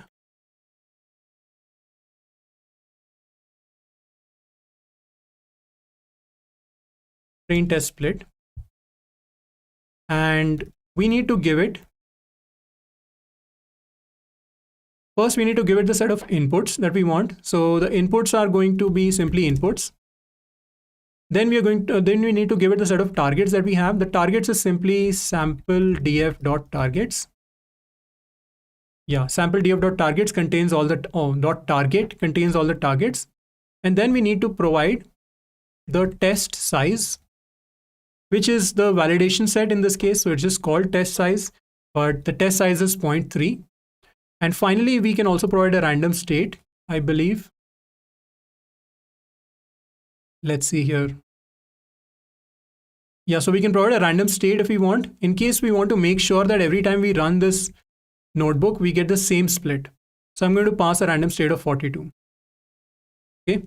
So now this is going to take all the training inputs and all the training targets, which are provided by sample df.target. And it's going to identify a certain percentage of inputs and matching targets to be used in the validation set, which is 0.3 or 30%. And the remaining 70% is going to form the training set. So now if you check train inputs.shape, you'll see now that train inputs.shape is 70,000. So we have 70,000 questions that have gone into the training set, 70,000 bag of word vectors. And train targets.shape, that is simply a list of the corresponding 70,000 targets from sample data frame. Similarly, you can check val inputs.shape, that is 30,000. And then we have val targets.shape. These are the corresponding 30,000 targets from our data frame.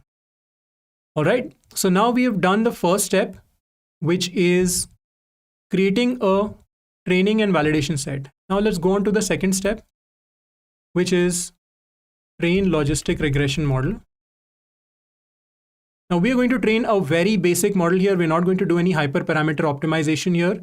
So let's search for logistic regression scikit-learn. And this is part of the sklearn.linear model class. So I'm going to go in here and say from sklearn.linear model import logistic regression. Great. And now let's create a model. So model equals logistic regression. Again, check out our machine learning course on how logistic regression works to learn how logistic regression works and how to use it. And now let us fit the model, which means we are going to give the model the set of training inputs, which is all the bag of word vectors for the 70,000 samples that we have picked for our training set. And we're going to give it the set of targets, the training targets. And the model is internally going to first start with some random parameters. It's going to try to make some predictions on these training inputs. Then it's going to compare those predictions with the targets. And then it is going to adjust its internal parameters using an optimization algorithm to make sure that the predictions become closer to the targets. So all of this is part of the machine learning workflow. Here is how machine learning works. You give some input. The input contains some training data and including target outputs. The training data is fed into the model directly, and then the target output is then fed into the predictions from the model. So the model comes up with some predictions. So the target output and the predicted output are compared using something called a loss function. And then using the loss function, an optimization algorithm is used. And that optimization algorithm then improves the internal parameters of the model so that now the model makes better predictions on the training data. This optimization algorithm is typically something called stochastic gradient descent. And all of that ultimately means that the model iteratively gets better and better by looking at the training data, comparing its outputs with the targets, and then improving its internal parameters to make better predictions that are closer to the outputs. Okay, so let's do that. Let's call model.fit train inputs, and that's going to take some time, but looks like there is some error here. LBFGS failed to converge. Total number of iteration limit reached. Okay. So this can happen when you're using logistic regression or linear regression. If you check, it has something called a max iterations configured somewhere.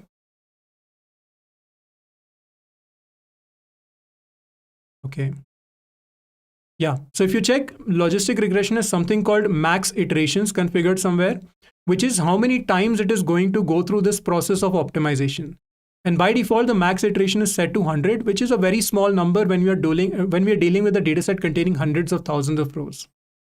So once again, I may want to use a bigger max iterations, and I'm going to put this in a function in a variable so that I can modify it later when I need. So I'm going to use 1000 iterations right now. And let's just say max iter. Max iter equals 1000. And another thing that you can configure in the logistic regression model is the solver which it is using, or the optimization algorithm which it is using to improve the internal parameters to better make predictions. So the solver I'm going to use is called SAG, or stochastic gradient descent. It has something else which works better for smaller datasets, but I'm going to use the solver SAG. And let's create that model again and let's fit it again. And I'm also going to time it. Okay. So now what it is doing is it is looking at the input vectors, the training set vectors. It is then going to make some predictions. It is going to compare those predictions with the outputs, that the targets that have been given here.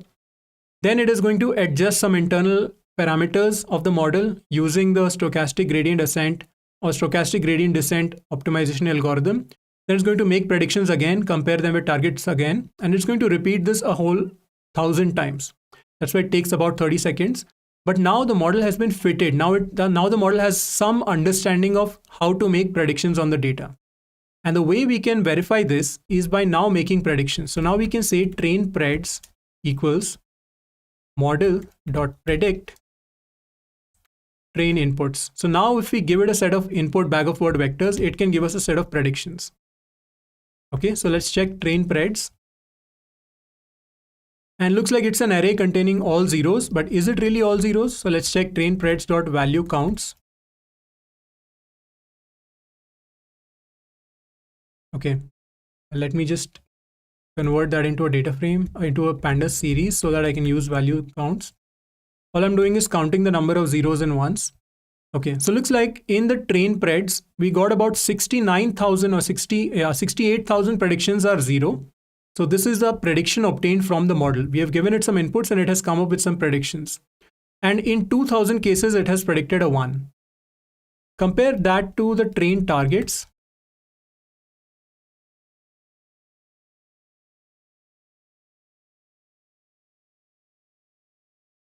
And in this case, you can see that in the trained targets, there are about 65,000 zeros and 4,000 ones. So obviously the trained preds are not the same as trained targets because models are not perfect. It's just that the more data you give it, the more parameters the model has internally, the better it will get. This is definitely not a perfect model, but how do we understand how good it is? The way we check how good it is using something called an accuracy score, possibly. So we can say from sklearn.metrics import accuracy score. Okay. And what's accuracy score going to do? Well, you give it the train targets, you give it the train preds, and then it is going to go through the train targets one by one, and it is going to compare the train targets to the train preds, and it's going to search for exact matches. So these are train preds. If I see here train targets, you can see these are train targets and these are train preds. So it's going to compare one by one, 0 against 0, 0 against 0, and 1 against 1, and so on. It's going to identify what percentage of these or what fraction of these match. So it looks like 95% of the time, our model was able to predict the right value. But as we saw earlier, even if we always just predicted 0, we would still get 94% accuracy. So you can actually check that accuracy score, train targets, and we can just say np dot full, or yeah, let's see, numpy create list of zeros, np dot zeros. Okay, so I can, if I just do np dot zeros and I give it the shape len train targets, let me just import numpy as np.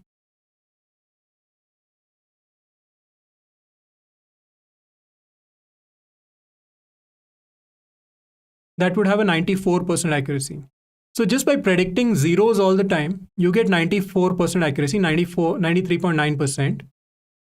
By predicting, by using our machine learning model, which we have trained, we are getting 95% accuracy. So it's slightly better, but you can't really tell whether it's a great model.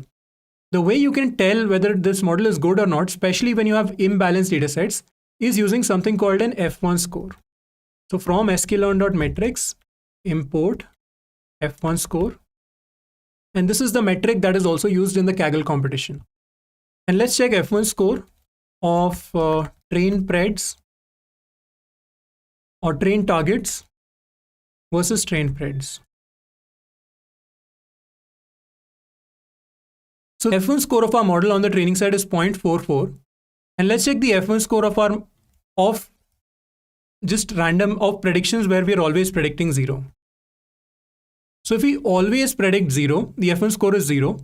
This is because it looks into precision and recall, and one of those will become 0 if you're always predicting a fixed value. On the other hand, the F1 score of the logistic regression model is 0.44, which is actually pretty good, considering that in the leaderboard, the top submission is 0.7, and we have already reached 0.44. That is a huge improvement from 0.0, which is what you get by always predicting a fixed value. Here's one other thing you can check. What happens if you predict random values? So what happens if you say np dot, so let's see, numpy choice is a function, np dot random dot choice. So let's do that. Let's try np dot random dot choice. And let's choose from 0 and 1. And we want a vector of size len train targets. Okay, so these are basically some random predictions. I'm going to just move it out here so that it's easier to read. So all we're doing here is we are saying that let's create a vector of size train targets, of length train targets, where each value is picked randomly between 0 and 1. So when you use random predictions, you get the F1 score of 0.1. When you used a fixed prediction of 0, you get an F1 score of 0.0. When you train a logistic regression model, you get an F1 score of 0.45 almost. That is more than halfway to the best submission, which is 0.71. So our bag of words model, which is already trained on a very small sample, just 100,000 samples, on a very small vocabulary, just 1,000 words, 1,000 distinct words, and just using the basic logistic regression model without any hyperparameter tuning is already giving us a much, much better result compared to a fixed prediction or a random prediction. These are often called baselines or dumb models, and you can use these to identify how well your model is performing. Suppose the F1 score that we obtained was very low, let's say 0.05. Then we could look at this and say maybe we've done something wrong in training the model, or maybe we've not created the bag of words model properly. So comparing your model to these baseline models is a great way to make sure that you've done everything correctly so far. All right, but all of this prediction was done on the training set, and you don't use a model on the training set. You use a model on previously unseen data. So let's make some predictions on the validation set. So let's get valpreds, which is model.predict on val inputs. And now we can do again accuracy score, valpreds or val targets and valpreds. So notice when we are predicting on the validation set, we are not passing any targets because the model should never see the validation set targets. The model should only see the training set targets, and that it should see only when you're fitting the model. And as you can see here, we have fit the model above using the trained targets, but while predicting, we never pass the targets. So let's see the accuracy score on the validation targets. Once again, the accuracy score is 94.6, but what we are more interested is in the F1 score. So val targets, valpreds, and the F1 score is 0.40. This is again something you'll notice that the score generally will be worse on the validation set because compared to the training set, because the model has to some extent memorized parts of the training set, and that is why we have a validation set in the first place. All right. So now we have done the third part, which is making predictions using our model. So let's actually create another section here. Make predictions using the model.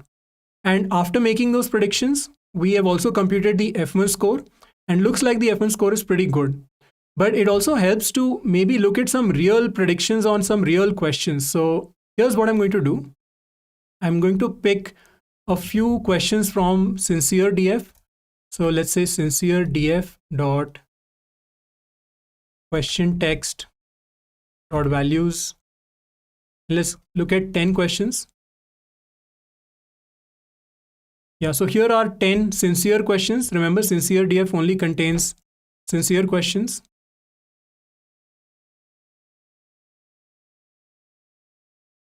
All right. So these are all the sincere questions. These are obtained by just checking target 0.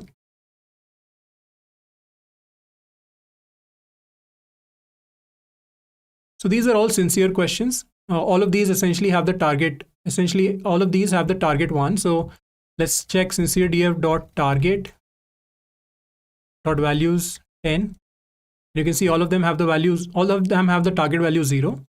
Now let us make a prediction on these 10 questions using our model. So let's say model.predict, and we can't give it the question text directly. So first we have to say vectorizer.transform, and then we give it SincereDF.questionText.values 10. So we are first transforming the first 10 questions of SincereDF into bag of words, and then we are making predictions using the model. And these are the predictions we get. So it looks like the model got most of these correct, but the model got one of these wrong. Which one is it? It is 1, 2, 3, 4, fourth from the end. So 1, 2, 3, 4. Okay. Looks like here, why does Quora automatically ban conservative opinions when reported, but does not do the same for liberal views? Okay. So you can probably guess what's happening here.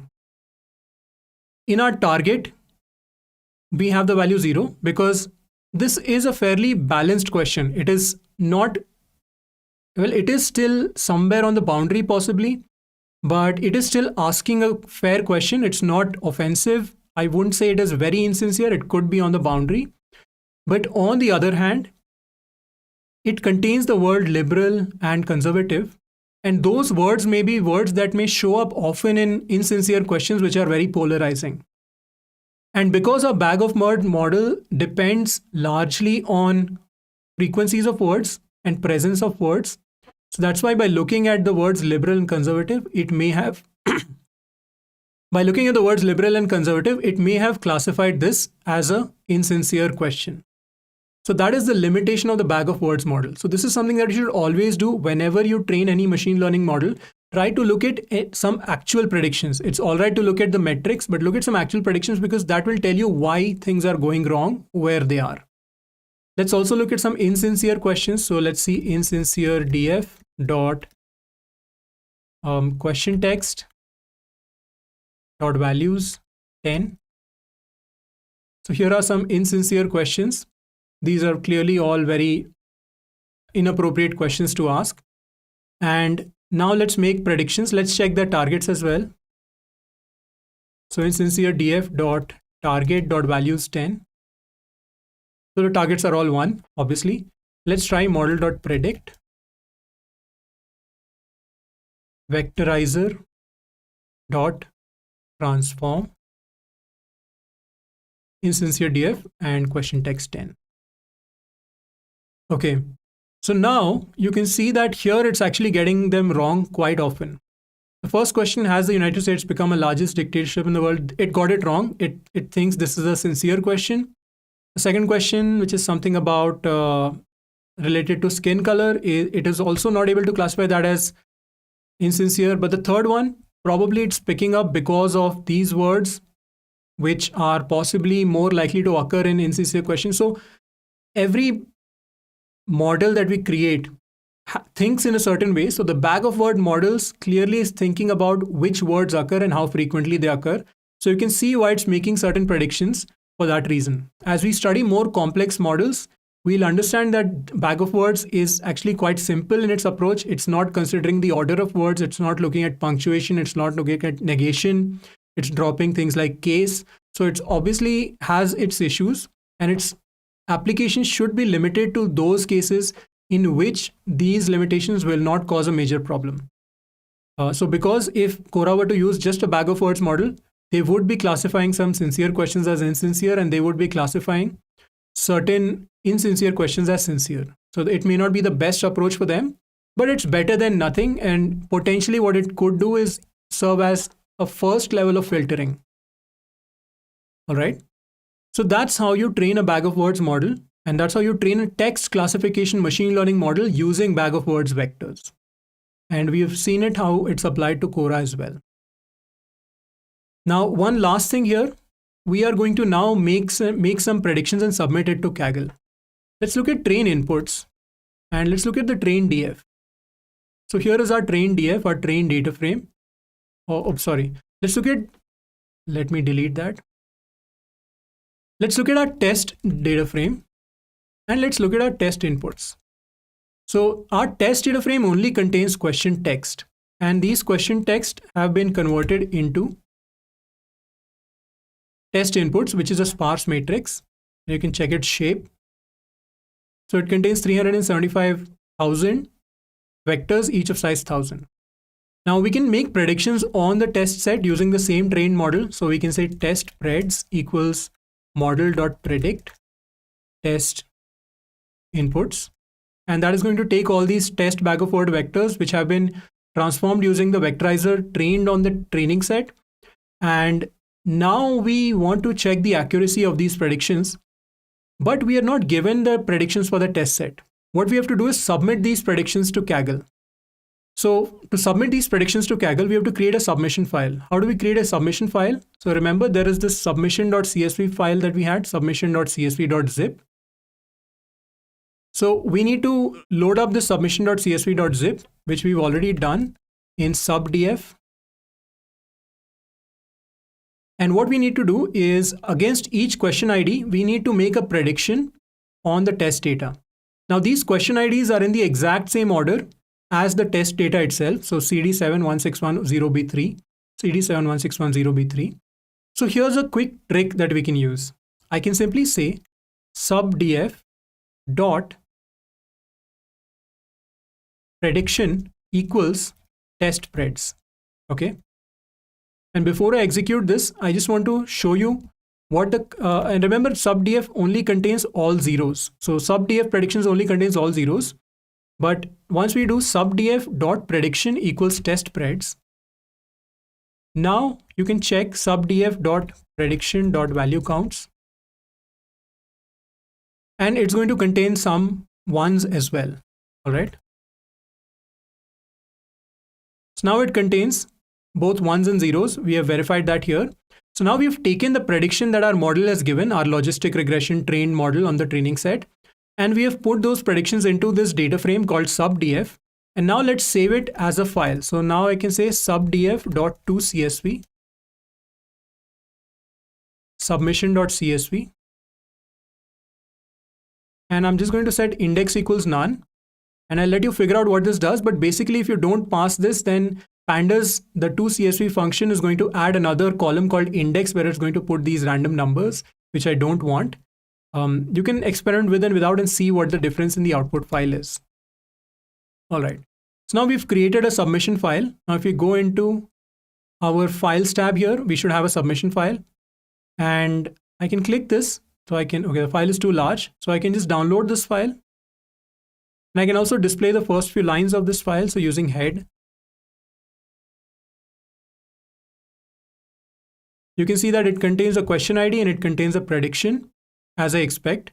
And I download the submission.csv file. And now I can go back into the competition.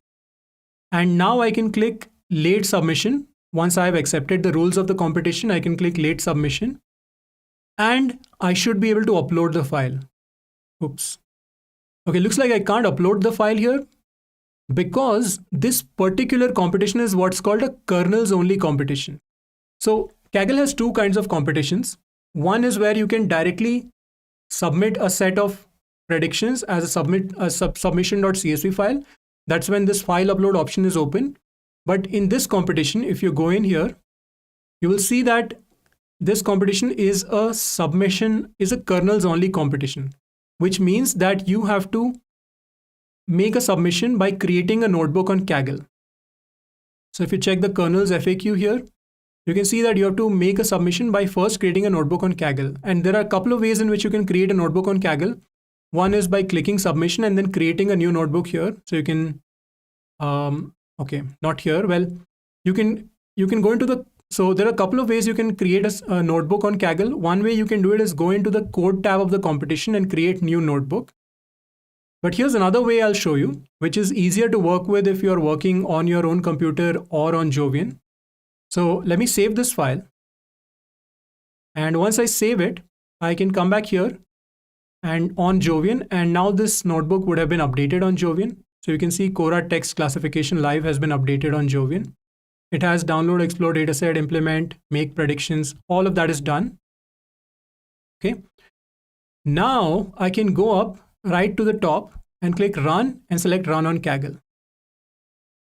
Now, this is a one-way integration at the moment. So work done on Kaggle is not going to get saved back to Jovian, but you can take this Jovian notebook and open it up on Kaggle. So now what we're doing is we are taking this Jovian notebook and we are opening it up for you on your Kaggle account. And this is what a notebook on Kaggle looks like. So it is just like Google Colab, except that it has a few more bells and whistles. It has a slightly different interface. Let me just call it Cora text classification live. All right. So now my Jupyter notebook, which was earlier on Google Colab, was saved to Jovian, and then from Jovian, it was run on Kaggle. You can see all the same code is present here. Now here I am going to attach the dataset of the competition. So when you're running a notebook within Kaggle, you don't need to download the dataset separately. You can attach it from this sidebar. You'll find the sidebar on the top right. You click this button, open the sidebar. You can click add data. And let's just search for Cora insincere question classification. Yes. And you can verify that this is the same competition. And I'm going to click plus. And when I click plus, this data gets added as an input. So now we no longer need to use the Kaggle download command because this data is already added to my Kaggle notebook. And in fact, I can simply copy the file path here. So now if I go down here slightly, I may have to make a few changes. Now I no longer need to do this. So I can comment this out. I no longer need to set this environment variable. I no longer need to set this. I no longer need to set this. All of this is not required. Here is something that I may need to change. So I may need to just change these. And I'm going to just change it to this. So I'm going to first say data dir equals this. So I've simply copied the path of this input directory where all the files are located. And then I'm going to say train fname equals data underscore dir plus slash train.csv. You can see that here it's not a zip file, it is just a CSV file. Similarly, test fname equals data dir plus slash test.csv. And finally, sub or sample fname equals data dir plus slash sample submission.csv. Okay. So all we are doing here is commenting out the code for downloading the dataset. We're no longer doing that. Instead of that, we have written some new code because the data can already be attached.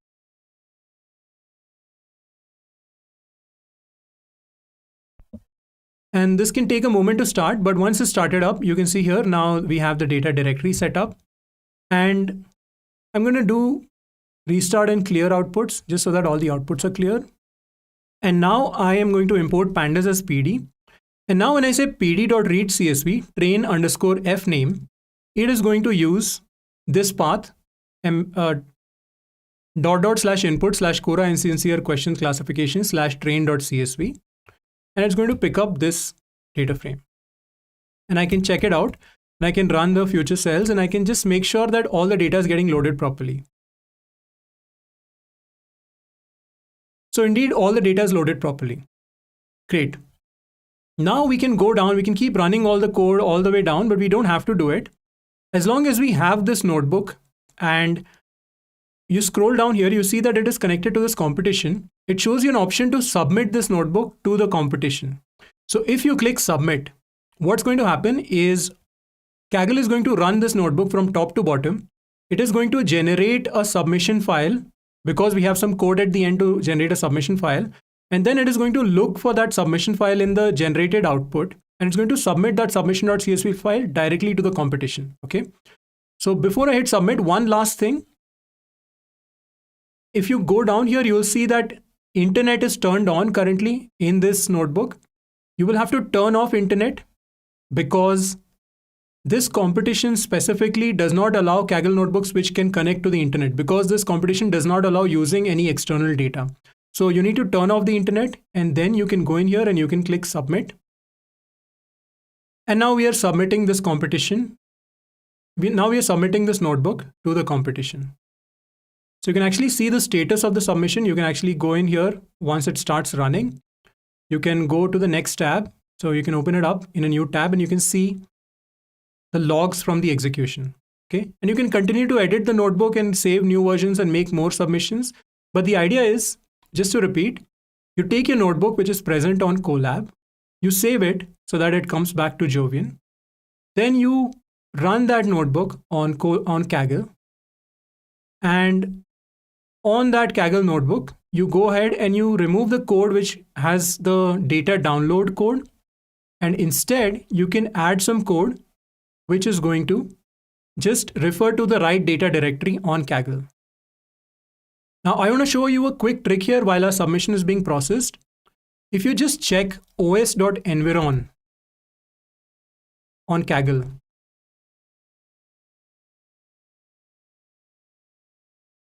okay, I'm just going to import OS as well.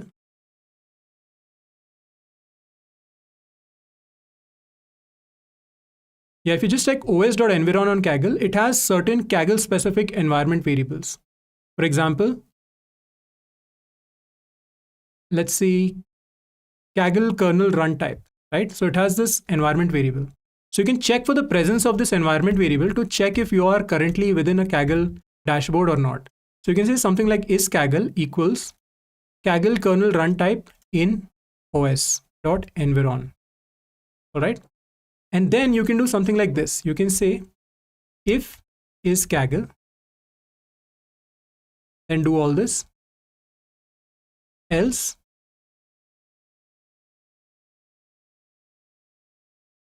let's get all this code.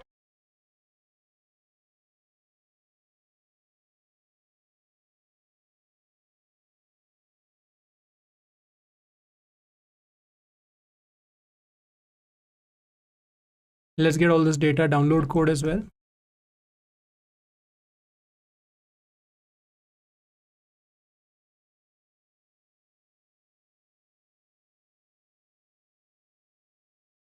And let's get this last data download piece of code as well.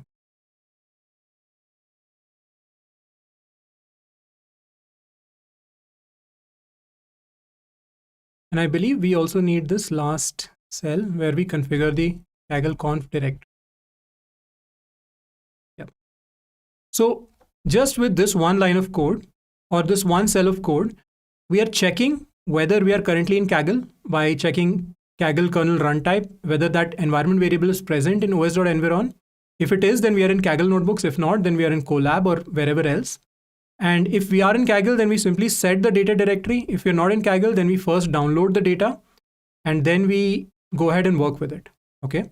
So that's one quick trick that I wanted to show you. But let's see, this notebook is still running. Let's see if it has run. Let's see if there are any logs for us to review.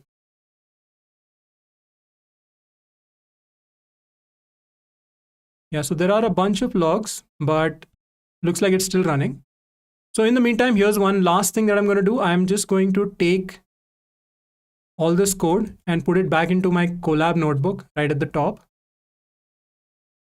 So I am just going to put in here that, and I'm also going to put in this. So now I have this code is Kaggle, and then I have this code for downloading from the data directory. And I can try running it again just to make sure that it runs fine. Yeah, looks like it runs fine. So then I can get rid of all these. Okay. And once I save it, that is going to come back here on Jovian as well. Yeah, so now you can see here our code contains all the Kaggle related changes as well.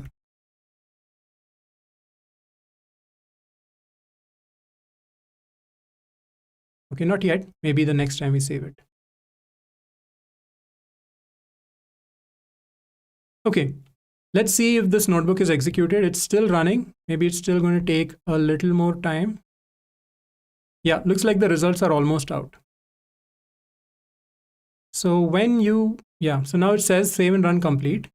You can see that it's now submitting to this competition. You can click to check the submission. So now this submission was made, Cora text classification live, version 1. And I've made some submissions before as well.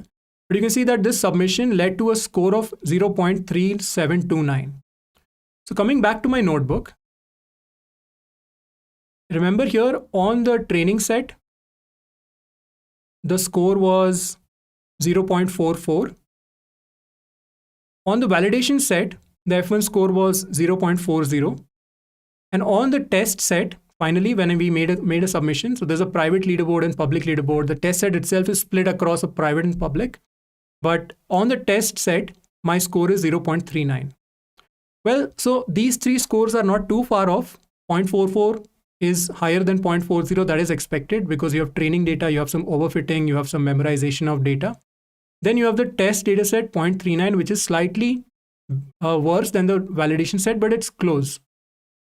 This is something that you should ensure before you try to build more advanced models, that your validation set and test set have similar scores roughly, and your validation set is slightly worse than your training set.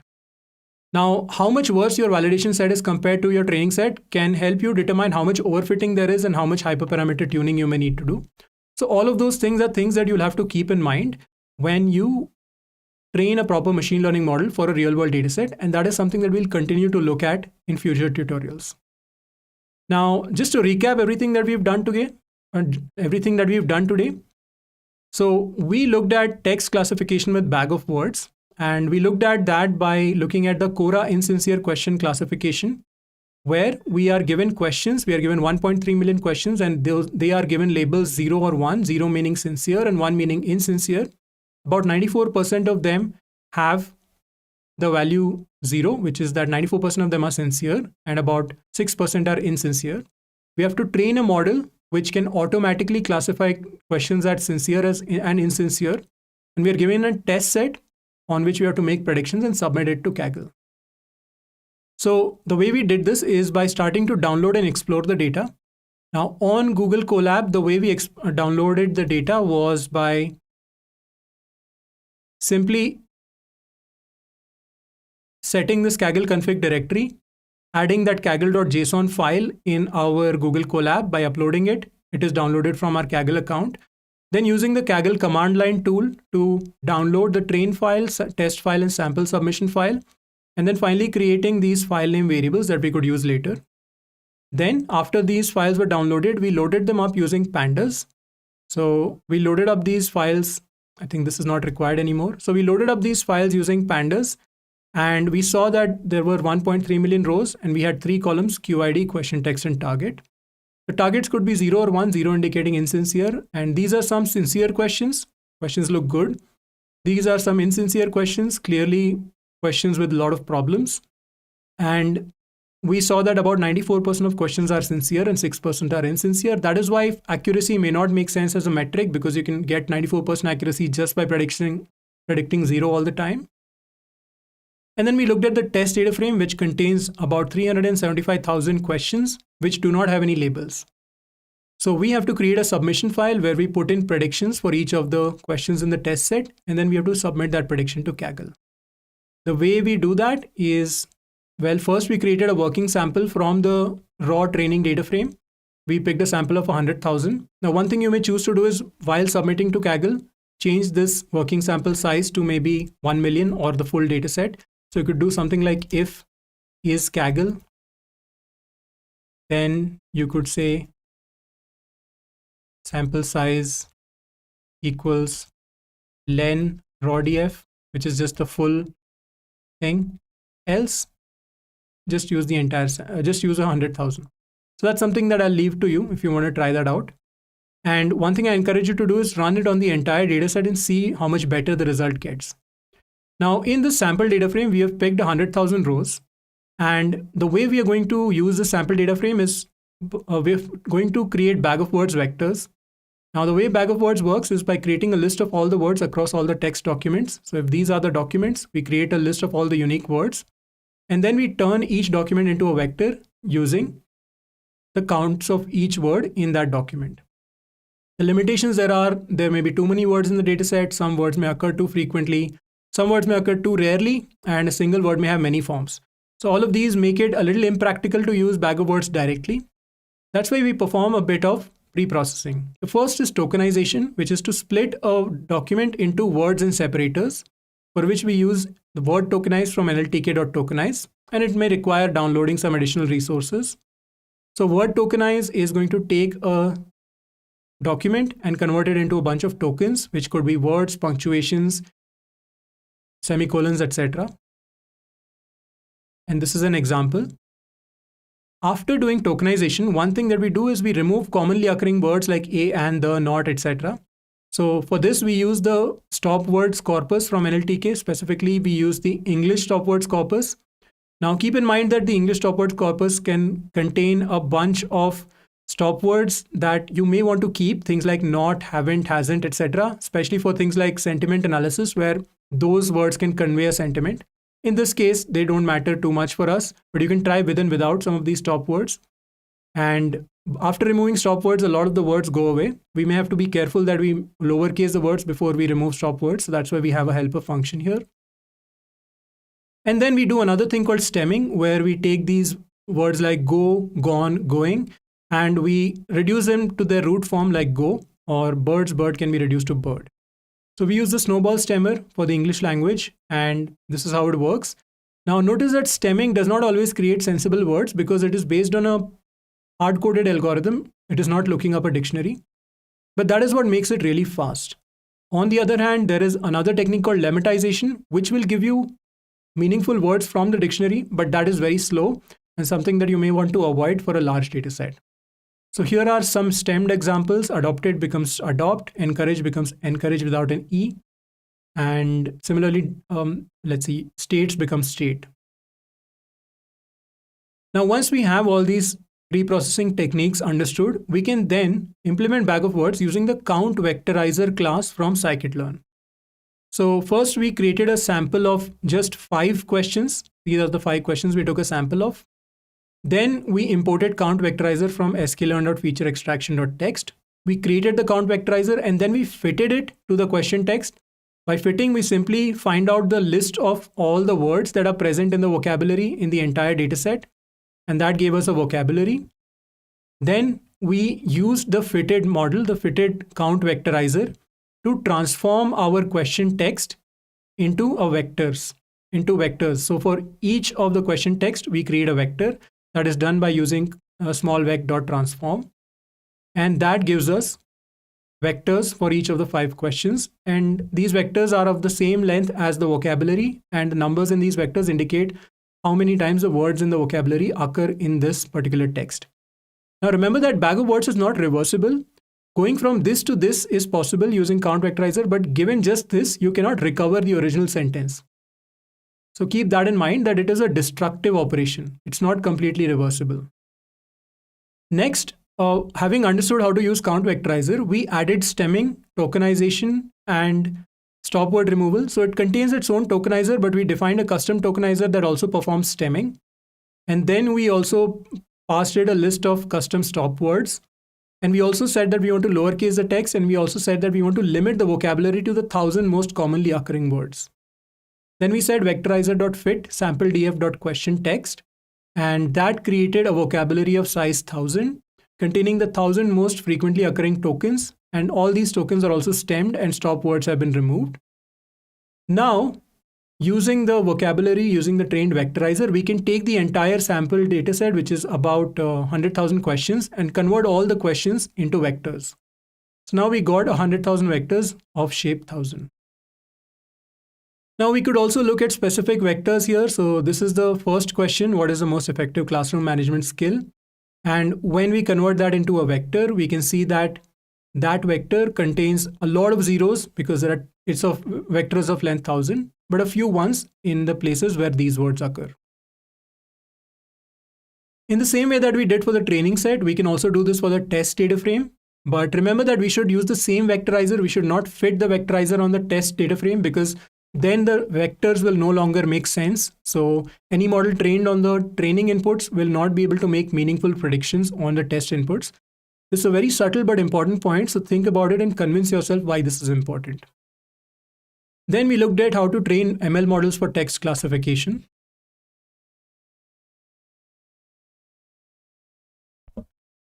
So the way we did that was first to create a training and validation set. So we took the sample data frame with 100,000 rows, and we converted it into, so we took the inputs and we took the targets, which are simply the target column, and we split it into a 70% training set and a 30% validation set using train test split, to which we provided the set of input vectors, we provided the targets, and we provided the percentage of values to be used as the validation set, and a random state to just make sure we always get the same validation set when we run this notebook.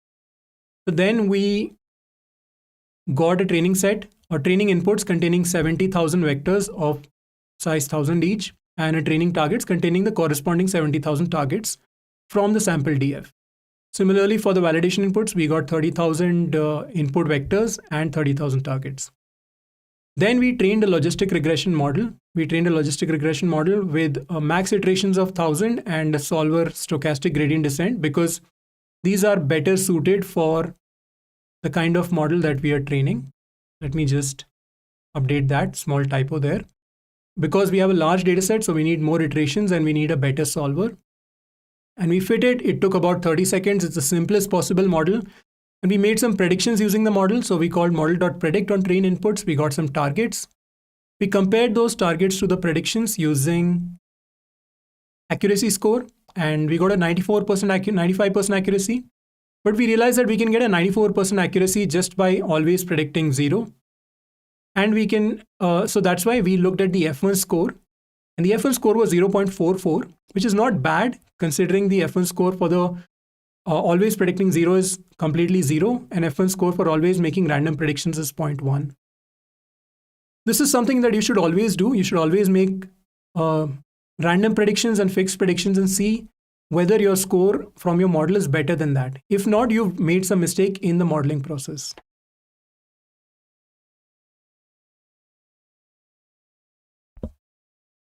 All right, well, then we make predictions on the validation set and we check the accuracy on the validation set. It is 94.6, but it's not very useful again. So we check the F1 score, it is 0.40, which is lower than the F1 score on the test set, but it's still not bad. And more importantly, probably, we also looked at some sincere questions and we tried to make some predictions on the sincere questions. We saw where it got it wrong. So here, the model got it wrong because it has probably picked up words like conservative and liberal, which are typically part of insincere questions. And similarly, we looked at some insincere questions and we saw that in this case, the model is really getting them wrong quite often. And that gives us some input in terms of what we might need to do. If the model is not good at detecting insincere questions, it's probably because there are not enough insincere questions. So we may need to do some class imbalance handling using class weights, something like that. Now, to make predictions on the test set, we got the test inputs and we put the test inputs into the model and we got some test predictions. And then using those test predictions, we added the test predictions into the submission data frame that we loaded from the sample submission file. And then finally, we took that sample submission file and we saved it to a file submission.csv. And we checked out the submission.csv file. And remember, this index equals none. This is something that will create issues if you don't put it in. Now, the thing was we cannot take this submission.csv file and directly upload it on Kaggle because this is a notebooks or kernels only competition.